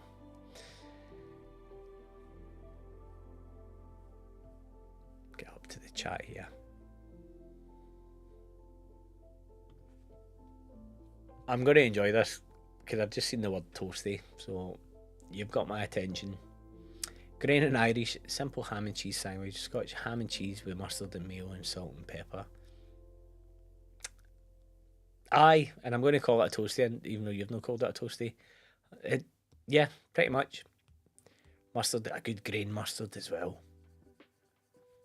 Oh, got me hungry now there. PX, I probably shouldn't have read that. Loving this. Everybody's opening up their Hazelburns and stuff. Just blame me. Just blame me, guys. Highland Hamish here saying, love Willem Dafoe as an actor. Like the ad, but the bottle can get itself into the sea. Exactly. It's one of those things. If it's been promoted by someone like that, then you know a chunk of your money is going into the marketing cost rather than the whiskey. Ian saying the Willem Dafoe stuff, meh, bizarre really. Sour grapes because Ben Rinnes isn't he doing a David Drinks whiskey bottle? Just wait. Just wait. They might not know it yet. I'll just steam the labels off and make them myself. If I had the time, I would. Celebrity endorsement is a bit naff, mate, but I'm probably not their target market. But I think certain celeb endorsements can make sense. As long as it feels organic, and it feels natural, and it feels like these people actually do what they say they do. There's other celeb endorsements I just don't get at all, and that's fine. I'm not here to punch down on anybody doing their job. Everybody's got a tough job as it is, trying to punt whiskey in the current climate and stuff like that, but it's a strange one. I feel like a lot of those bottles are going to sit in shelves. Well, I don't know if this is the market to be trying it. I haven't. I absolutely have not. I had the chance to try the Laphroaig 12 Travel Exclusive. All X Bourbon 46. No. I'll need to have a look. Let's see if we can maybe... Who do we know travelling? Is there anybody travelling? See if I can... If there's anybody I know at an airport soon. See if they can pick one up. Switch my saying, in fairness, got to love Willem Dafoe. Met him in Glasgow in the late 80s. Big fan of his work in Streets of Fire. Look up to It So Bad It's Good, but a guilty pleasure. Didn't say much about whiskey. I don't think he's ever said anything about whiskey. That's the thing. He's a cool guy. Like, no problem with him at all. Yeah, he's a fantastic actor, but yeah, the whiskey connection feels quite forced.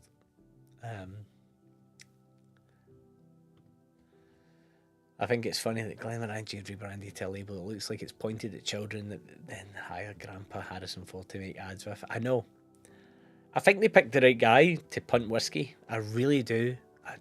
My reasoning for the Harrison Ford thing, which I will hang my hat on, is Harrison Ford is Han Solo and he's Indiana Jones.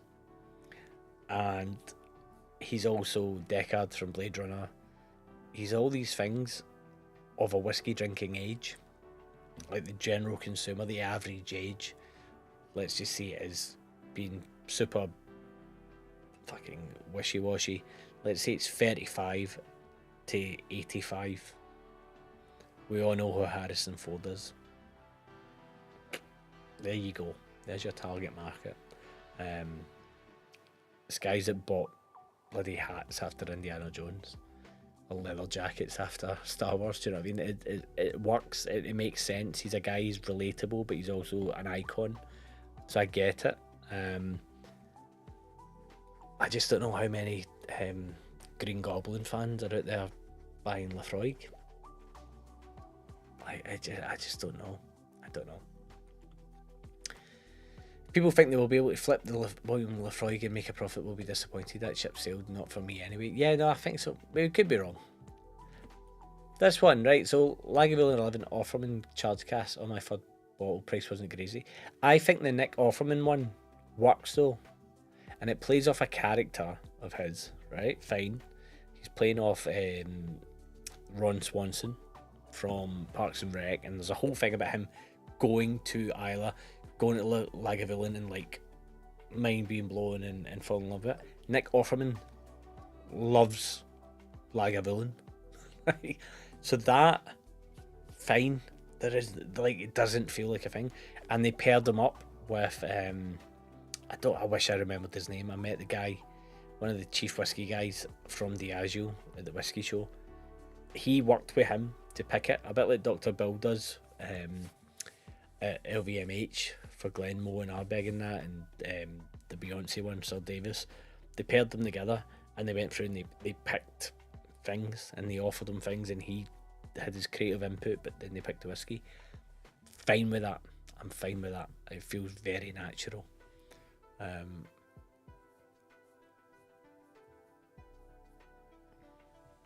Scottish Mist saying the exact same thing. The Lagavulin one feels a genuine link, if only for Ron Swanson.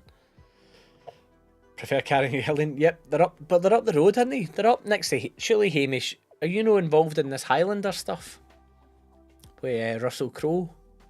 There must be an in up there. They're filming up your way, are they not? Tim, pleasure to have you in, mate. All the best. Just realised the connection. Green Goblin, Green Bottle. Yep, that's probably been it. That has probably been it. Yeah, that makes sense. From the website, let's see what we got. Berlin, Bologna, Budapest, Bulgaria, Copenhagen, Croatia, Hamburg, Istanbul, Munich, Oslo, Poland, Rollins. There'll be somebody at work or something will do it. I'm sure. No, it wasn't Colin Dunn. It was somebody else, and it really annoys me. But we got talking at the whiskey show, as you do. And this is the best thing about whiskey shows. If you're into whiskey, doesn't matter who you are, you just talk to people behind the stands and like actually care about whiskey. He pulled out like a 1993 or 1994 Ben Rinnes. I was like, yes. Put a duty label on it. Poured. There you go. So aye, it's brilliant. So good. So yeah, I don't think this is the thing. When I said about that 21 Bowmore, there wasn't anybody reacting to it, being like, nah. I think we know these awards are just, they are what they are.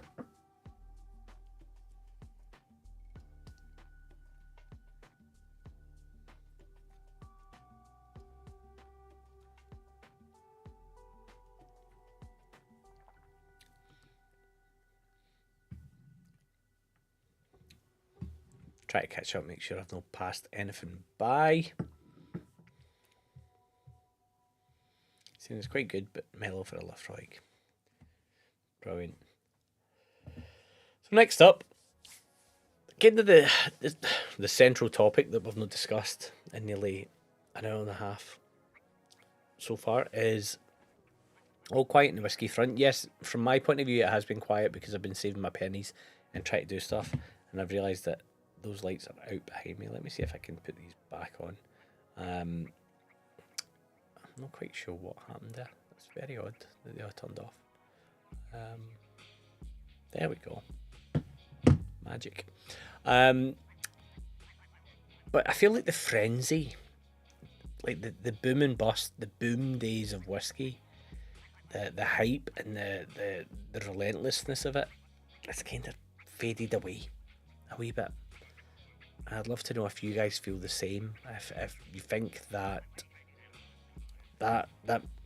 hype, that almost that FOMO of trying to get out there, to find the latest bottles and try this and try that and try that, it's kind of went away. The tide, as I mentioned earlier, the tide of 2020, this giant wave of people jumping onto whiskey and buying whiskey and tasting whiskey, and I was very much one of those. But I had been kind of dabbling for a while, and then all of a sudden, there's not much else to do. But the tides went back out and taking a lot of people with them.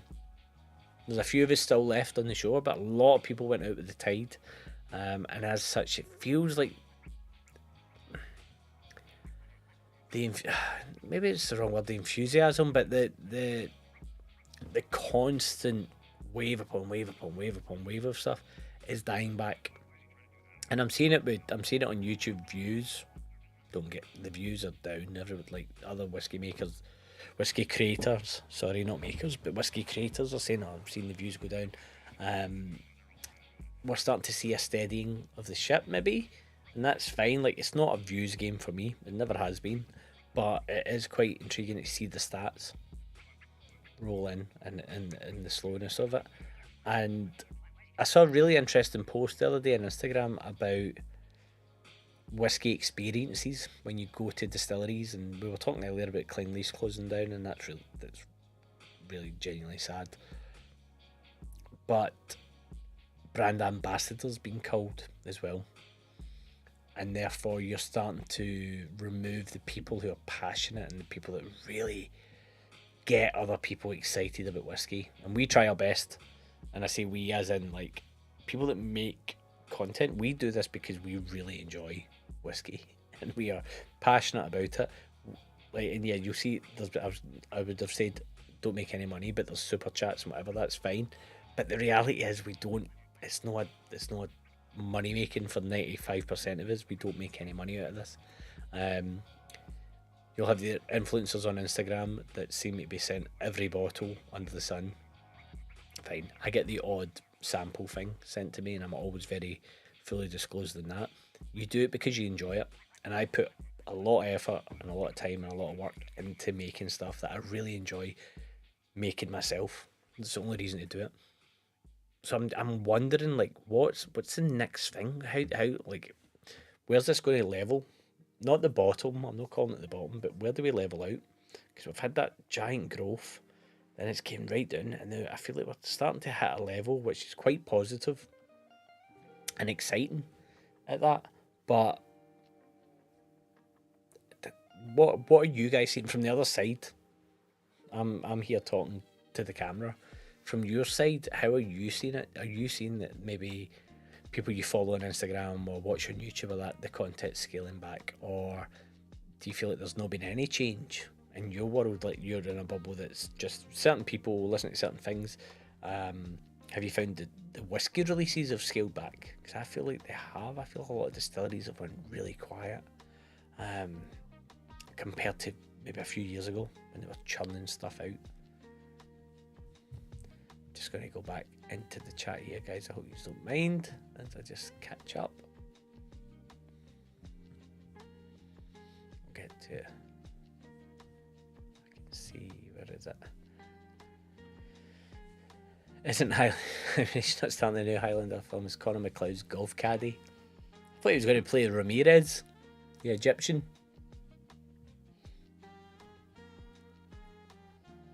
Switch me saying the annoying thing about bombers that we know how good it can be, but isn't it core releases? Donna Pass. Recently bought 2 Ben Rinnes bottles at an auction, €28 from 1984. Oh my goodness. I will not chase distillery when I'm not looking. 1984 bottle, a 28-year-old. You will 100% need to tell me how that is. That's I'm an 84 baby, and 28's my birthday. So 2884, brilliant. A 20-year-old. It's a great distillery though, man. It's so good.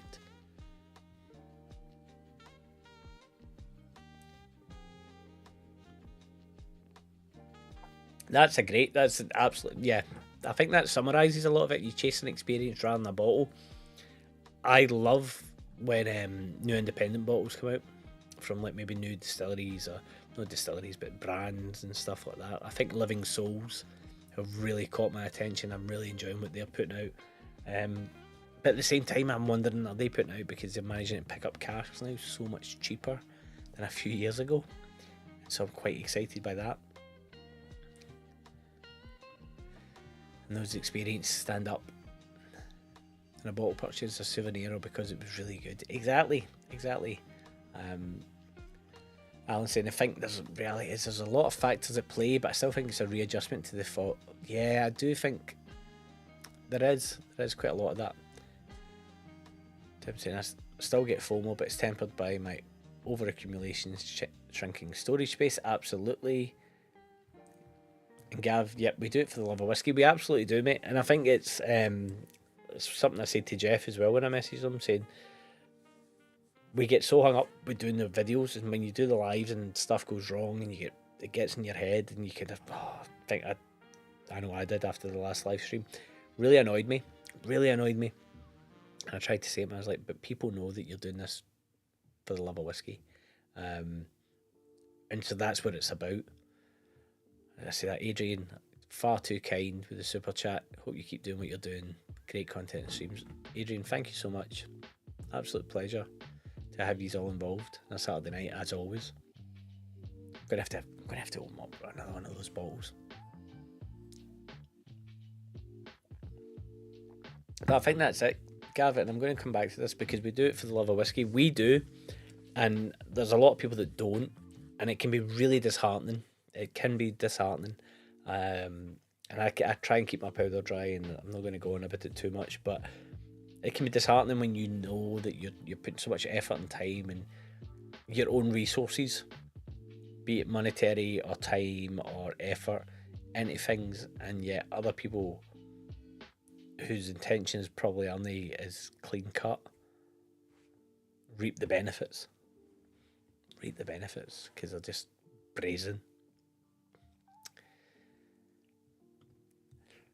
Alan Hamish saying, I was drinking whiskey with Callangillen's cousin in Inverness 2 weeks ago, but he told me not to say nothing about it, so I'll say nothing. Should have told them not to say anything to the what they call Tyndrum whiskey. But they took a selfie with her with a bottle of Compass box because she was amused. PX saying, Ben Run is for sure in my top 5 malts. Absolutely. Aye. Signatory 100 proof Ben Rinnis, it's great.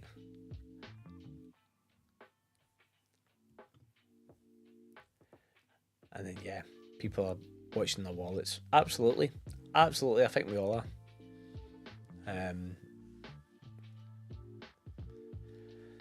28 from 1984 is wonderful. It's a time machine I bought for me too, as that was the year I joined the USA. Amazing, man. Bloody Maverick.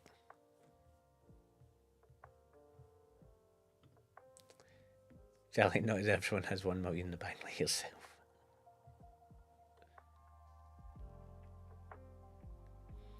I just want to pull up before the next. Let me see. Try to catch up. See when you miss one comment in here because you guys chat so much and I love it. I am going to presume we're talking about the Williamsons here. Am I making it to the bottom before it closes? I don't think I will. Yes, but I don't think I will. I'm just having a wee think right now. I won't. When I fly up to Glasgow, I am in the airport. I have no time to go at the airport. And then when I fly back, I have no time to go in the airport. So it's a shame, but I do have the video that I just need to finish. I need to do a voiceover thing for, which is Drams on the Run in Glasgow. It's my last time in the Bon. So I'm glad I've got that. I've got a nice wee memory of that. I also think something else was going on at the time in it, which is in the video. She's quite funny. Lowlander saying, I can imagine you standing next to Henry Cavill hitting a hole in one, screaming, "There can only be one," into the air. Brilliant. Ted, totally random tonight. Barrelcraft Spirits, 20-year-old Canadian blended at cast strength, Mountains of Vanilla. Brilliant. I love stuff. See stuff like that. I've never heard of that at all, Ted. What proof is that at 20 years old? Especially being Canadian. Because the climate, I presume you get beautiful summers and stuff like that, but is it quite moderated? Stupid question, is the Bond not a busy bar, only be once a evening? It's the sad thing about the Bond for me is it's a local bar. It's a pub, local pub. So I used to work maybe less than 10 minutes walk back into town across the motorway. And some of the regulars that I would have who got barred from my place, I went into the Bond a few years ago, and they're in there, and they're the regulars in there now. And so I feel for them because that's a local pub, and that's going away. But it's not going away; it's closing down. New ownership. So the pub will still be going, but is it Thomas that owns it?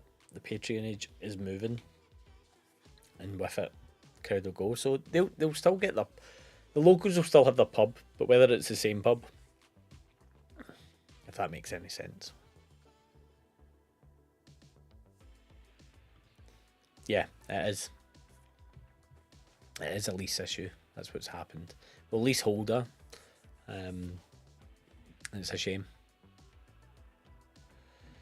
56.8 for a 20-year-old Canadian blended at cast strength. Brilliant. So it is quite similar to Scotch because obviously when you're doing American, I'm thinking Kentucky and stuff though, the climate's mental.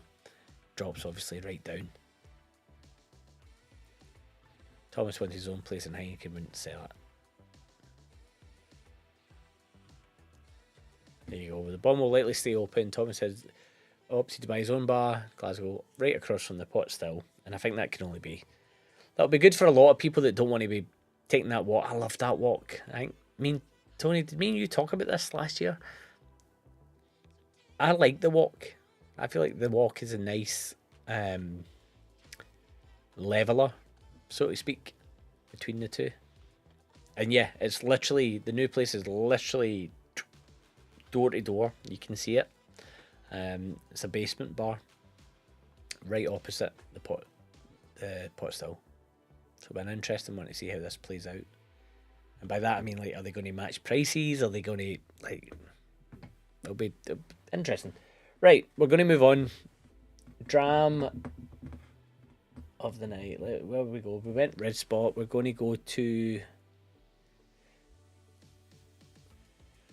Torabhaig, a key one. I'm going to leave this to you guys.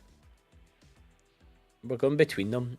So the key one is Korean whiskey. Now I had a Korean whiskey at it was an exclusive for the whiskey show and the whiskey exchange, and it was delicious, and it was made with like a baker's yeast, and I had a great chat with the distiller at the whiskey show last year.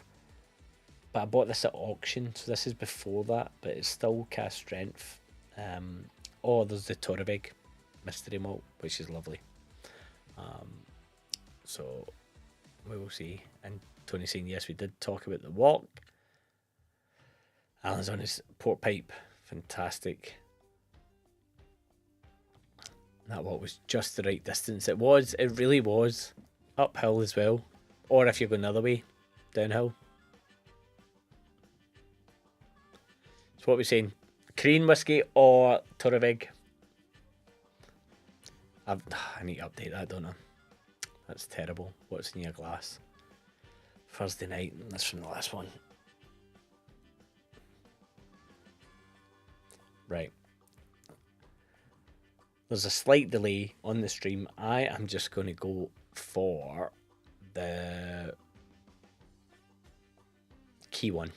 I'm going to go for the Korean whiskey.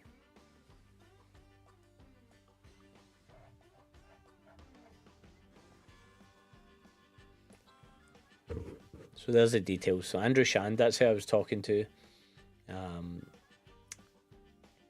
Dynamic flavour and spice of Korean food. Whiffs of cigar smoke and spice on the nose. Asian spices. Herbal organic freshness. No colour added. Non-chill filtered. Okay, let's go for it.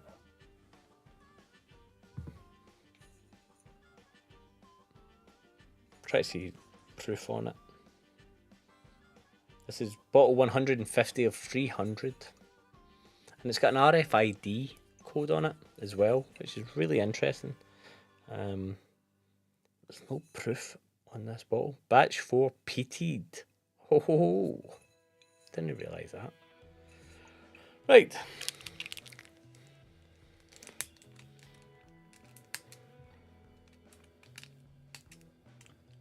Saying moving across the road from the pot still will be good.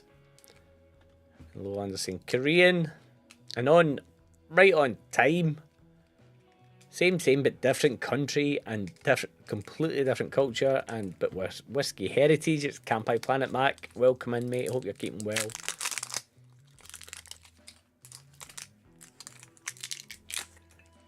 And he's saying my views are down. It's disheartening.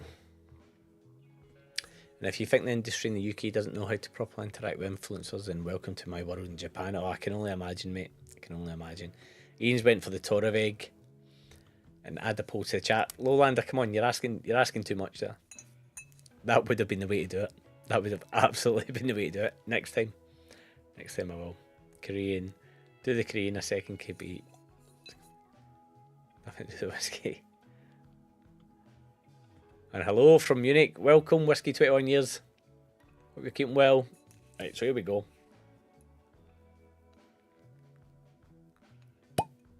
That's a good pop.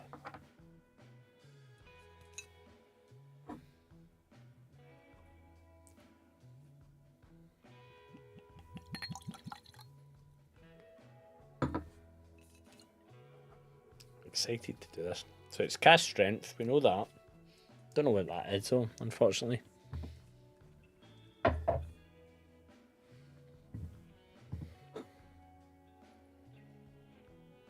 It smells great in the glass. There's a richness to it. Slightly peaty, very fruity. Almost like a sugary dusting on the nose. And I know you're going, what do you mean a sugary dusting? Like, think like Turkish Delight. You know when you get a box of Turkish Delight? No talk about the chocolate one, but Turkish Delight with that confectionery sugar over it. A little bit of vegetal plantiness, green. Bear in mind, neck pour.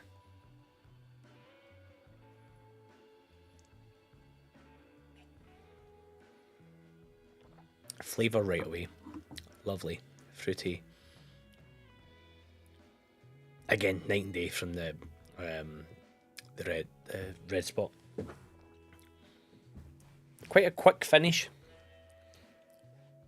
Dry, lingers. Aye, there you go. The peat is quite I'm trying to place where I would put it on an Islay scale. Like, a little bit, I would say it's kind of in between Kilchoman.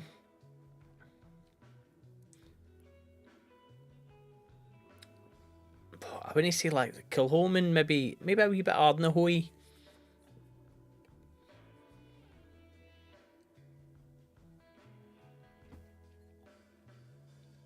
But that sweetness is in there. That's a really good whiskey. That's a really good whiskey, in my opinion. That tastes like there's so much going on in it. I think you can see by my confusion. I try to pinpoint where I'm getting it from. That is real. Like, I've had more recent ones of that, and I've been really impressed by the Key One stuff. I think if you get the opportunity to try it, taste it.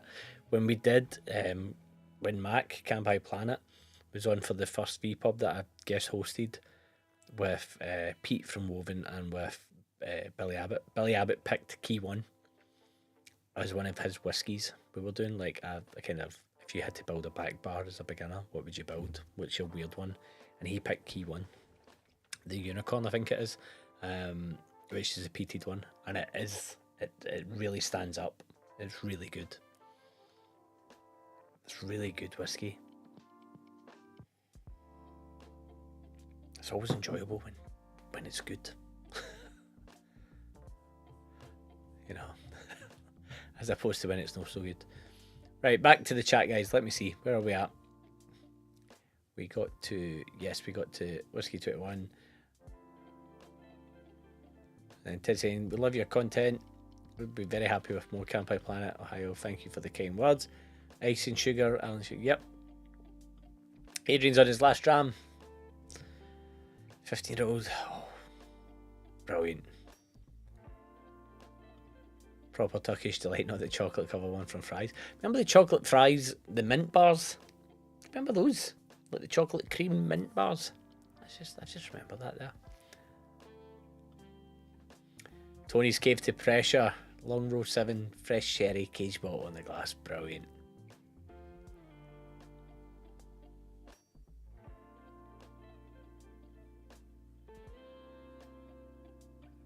I'd seen it before somewhere. I'm gonna try and pronounce this. Mac's gonna kill me. Hakushu 12. Is that right?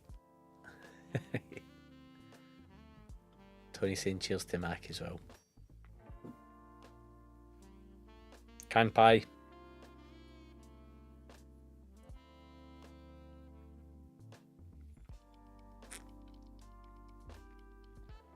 It's lovely. It is lovely.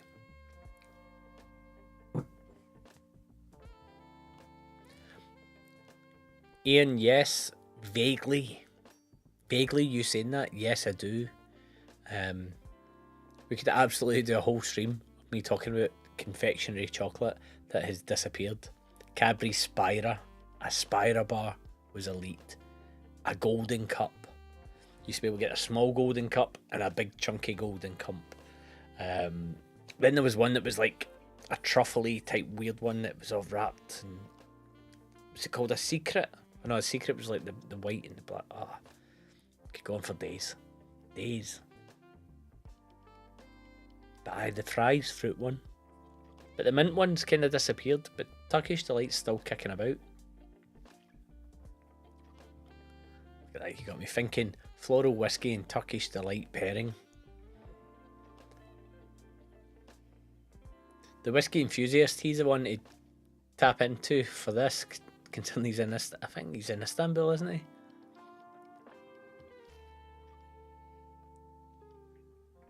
It's a question to ask him. Do they just call it Delight over there?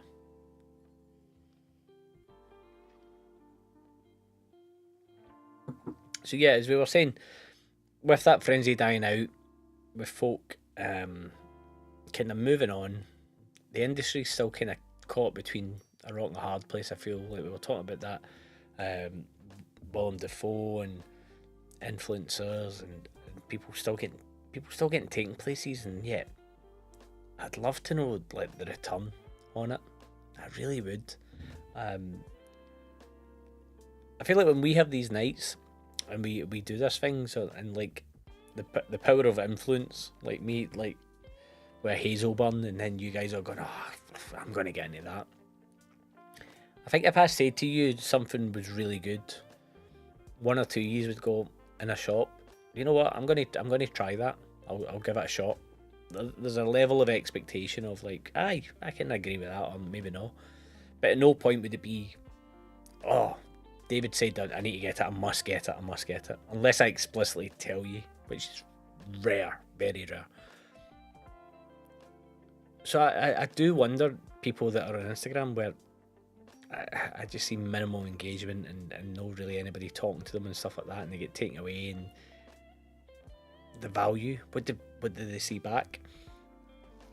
And I wonder where that money should be spent. And I'm not saying it should be me that gets it. I don't want it. It was this post about the advocacy and the lack of brand ambassadors. Like, brand ambassadors do a hell of a good job when they're good.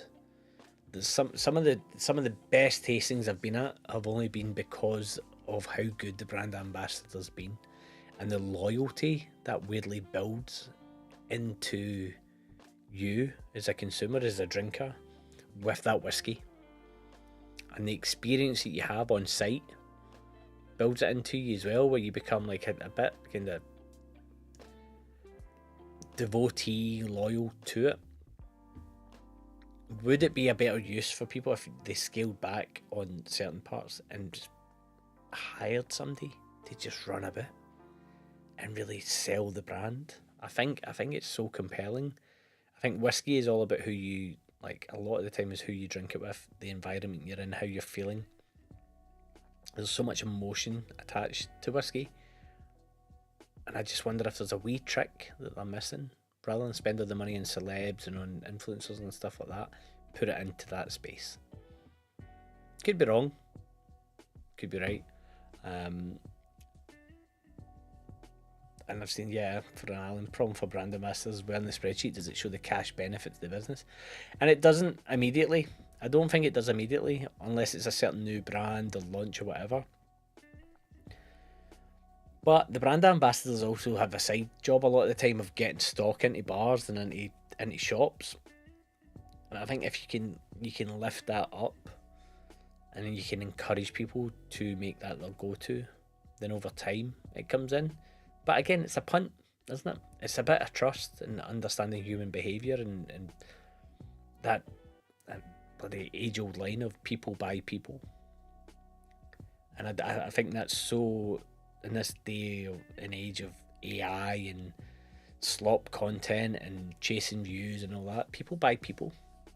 And I think if you're authentic and you're genuine about what you enjoy doing, the advocacy comes across. I think, like, if anybody in this chat, anybody watching this evening is in a bar and a stranger comes in and you happen to be beside them at the bar and they're asking about a whiskey, you will happily either point them in a direction to get one or take them on an entire whiskey historical tour, because you love whiskey and you want them to love it the way you love it.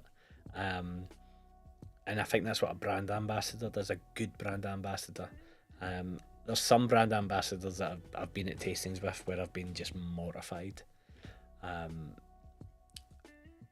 But they're in the role for whatever reason. They're in the role and they're doing the job, and fine. Maybe it's not a numbers game to that point, and I've just seen that. I agree, but do you think the accountants would get it? And I think they do. I think return on investment is looked at, and it's how it's measured over time. But you need people that understand the funnel.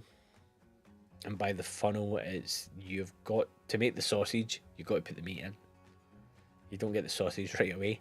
So you've got to bring new people in, you've got to be bringing consumers in, you've got to be pushing the meat in, you've got to be going out to market, getting the meat, putting the meat in for the sausages to keep getting made.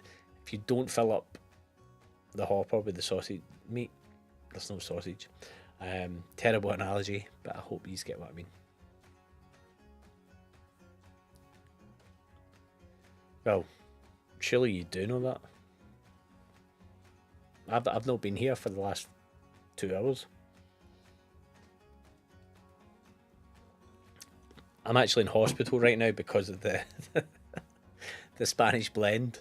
This is just backfill. It's just backfill, the whole thing.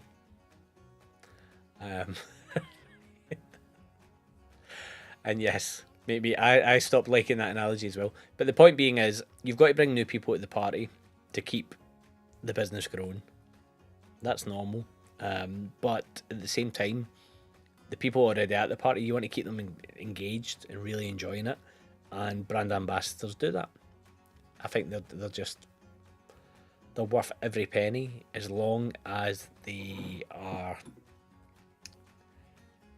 I don't know, genuine. I think that's the word. I think they are genuine. And everybody's saying I'm hungry now with all this sausage talk. Trying to make sausage sandwich for midnight snack. Yeah, I think I'm going to have to go and make something sooner than later. It seems my brain's going that way. But I just think we're in such a weird space, and that's why I was saying it's all quiet on the whiskey front. Is it quiet because the advocacy is dialing back because the jobs aren't there anymore?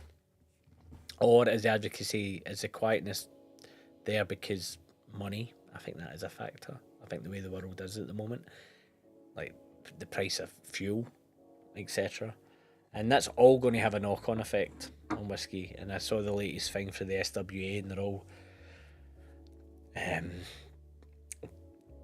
going tonto at the government about tax and how sales are down now and blah blah blah. And I'm like, yeah, but you've not been doing the job for a couple of years, guys. You just took the eye off the ball, and the tax isn't going anywhere. They're not going to cut it.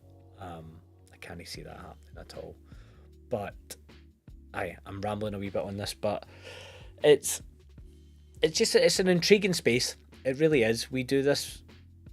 Gav does his videos because he loves whiskey. I do my videos because I love whiskey. Like Jeff Whiskey does his videos because he loves whiskey. We all put the time, we put the effort in. There's a million other people I can list off: Ralphie and Roy and Whiskey Enthusiast and Whiskey Shared and like Whiskey Wednesdays, and like there's so many people out there trying and putting in. But I do think people are moving away, and some creators are stopping to make because they're just like, what's the point? What is the point? Why are we bothering? Why are we trying?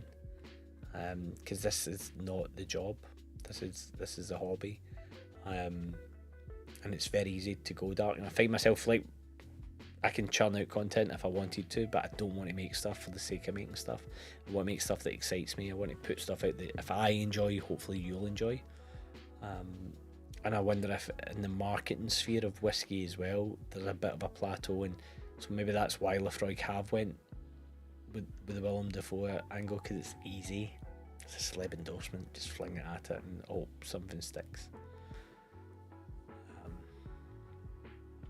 Tony's saying, if I tell Kinheads London that I know Gav, maybe they'll upgrade my drams. It's worth a shout into. It's worth the effort. And is there a seasonal aspect to it? I think there is. There definitely is in the summer. I think in the summer, whiskey content and views and stuff will naturally go down as people are out and about and the taste and habits change. But I think we're seeing. We've not seen the sell-off as big as what I thought we would have seen by now. I thought more brands would have cut. But we saw Master of Malt on Thursday do a mystery box where you could get some really old, expensive whiskey. Maybe, if you buy a box. So it was a bit gambling. More places are doing stuff like that. Distilleries are doing them direct. Glenmorangie did it. Tomatin did it. Where you could order a box and get 2 whiskies and it might be something special. But it's more just that I want to keep coming back to that advocacy and that brand ambassador bit, because I think we still need people out there fighting the good fight who are whiskey lovers and drinkers as opposed to celebs. I think that's a fair one to say. Right, I'm going to pour my final dram of this evening as it's getting late.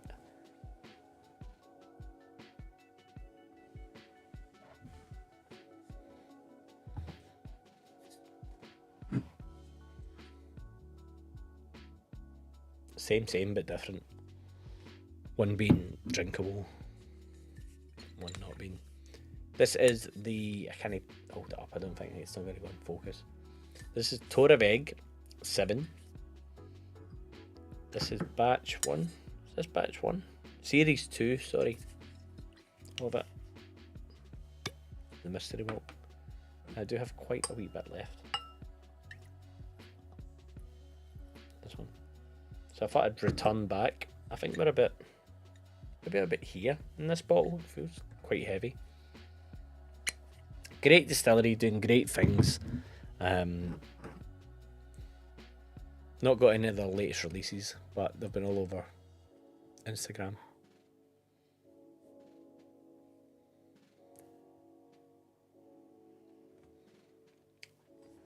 If you know Torabhaig, it's got a Torabhaig nose. It's peaty, it's a bit coastal. It's a bit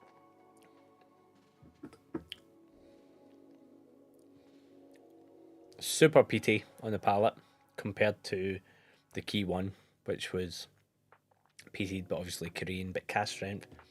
That, it dips, because of the proof, I think it's what, 48? 48.5 compared to the last one. It's a good bottle.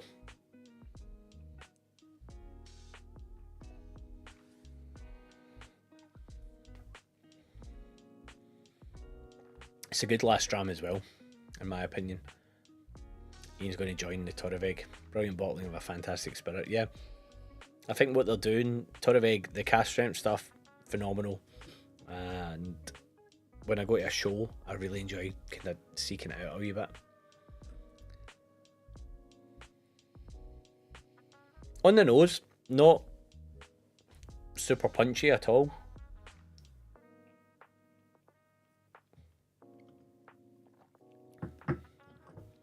Honestly, never ever bought a TB mystery malt. Love the idea, but when you have grown in shelves buying blind feels a bit of a weird concept. Absolutely, it does. It's a gambler. It's a gambler concept.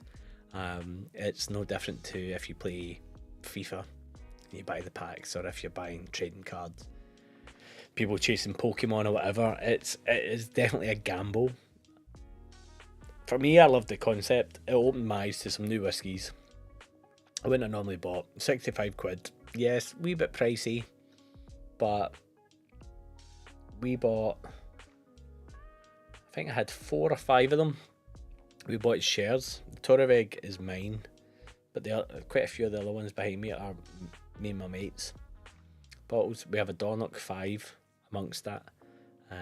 We never get the Ben Rinnes, the old one. That's what I was aiming for, but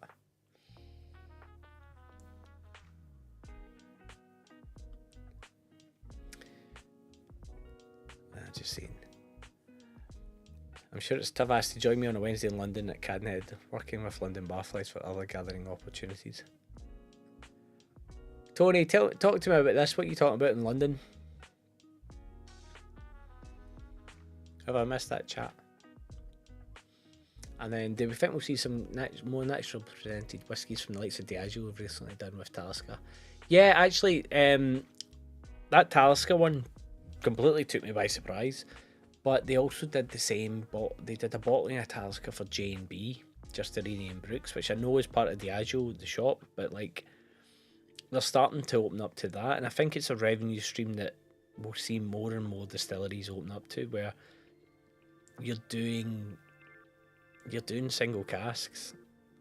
It's almost bespoke. You're doing a bit of the independent bottling route, but you're doing it yourself. They'll be sitting on so much liquid. They'll be sitting on so much. Why wouldn't you? Like, we've seen Lefroy and Bowmore sell off. Like, there's so many great distilling. Macallan always kind of done it. I'm intrigued to see what happens with Macallan during this. Glenroth is what's going to happen with AIM. Because this premiumisation. But the Talisker one's a great one, because Talisker's great whiskey as well. So I really hope so. But it's been all kind of quiet. Everybody's keeping their cards quite close to their chest at that level. And then you've got the Pernod takeover approach of Brown-Forman. We've not even touched on that, of them trying to buy Jack Daniels.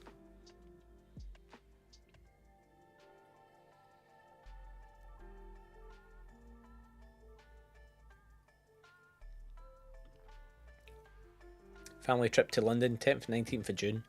Try working a couple of whiskey tasting bar visit. Tony, absolutely hit me up, by the way, when you're coming.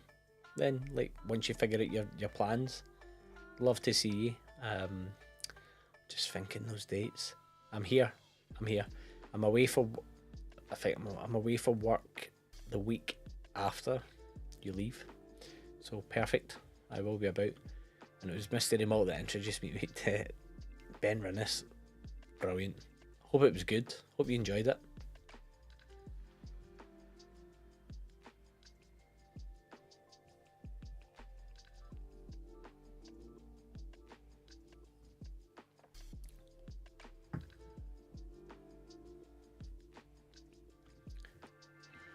I don't know if it's a working relationship with Diageo as such, or just proximity. And being so close to Clynelish. But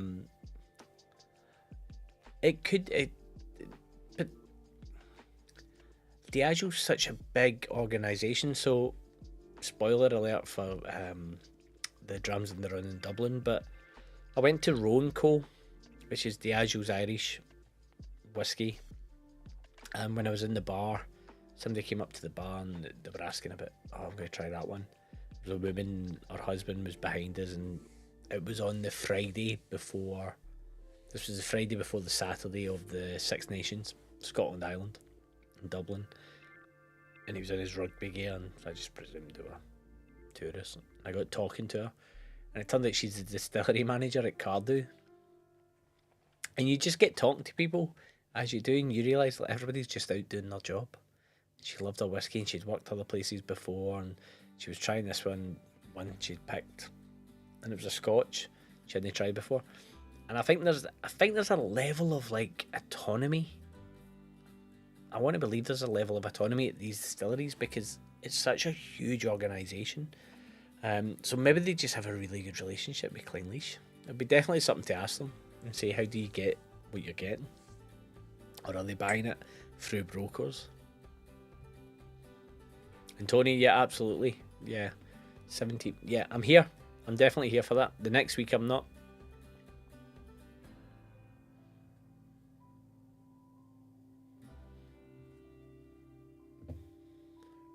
Right, guys, I'm going to give you a 5-minute warning.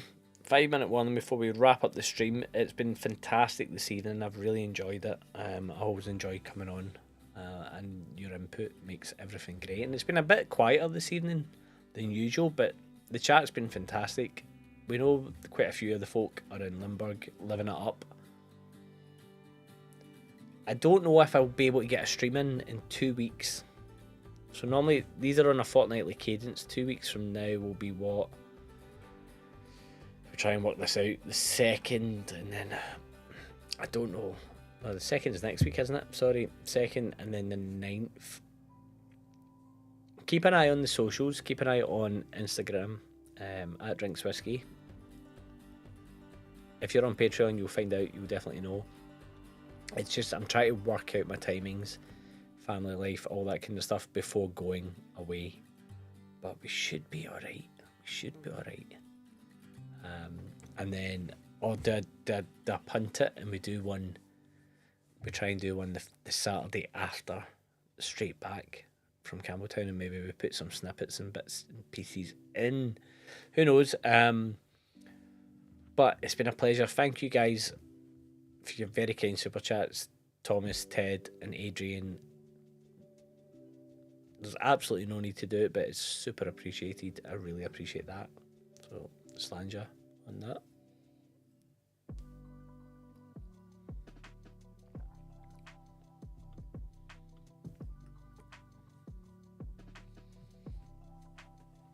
Let me just put the drums back.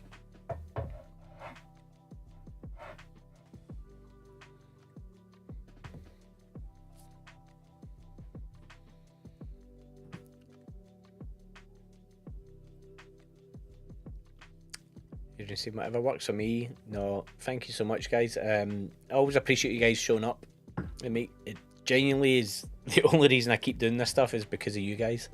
I joke to people at work in my day job. They say, "Oh, you do your whiskey stuff and you do your live stream. Why do you do that?" And I say, "Well, it's funny because it's me sat in the Black Lodge talking to myself on a Saturday night at a stream." But it's always a pleasure. I know that some of you love a quiz, but I leave that to the experts. I think for us, we enjoy this on a Saturday night. But as always a pleasure. Always great company. If you're watching this and catch up, please like, subscribe, leave a comment. It really helps the channel. I know everybody says that, really cliched. It really does. I'm slowly on the route to 2,000 subscribers. I'm not chasing the numbers, but it'd be nice to finally get there at some point this year. But on that note, thank you, as always, from the Black Lodge. I've been David, Drinks Whiskey, and I'll see you next time.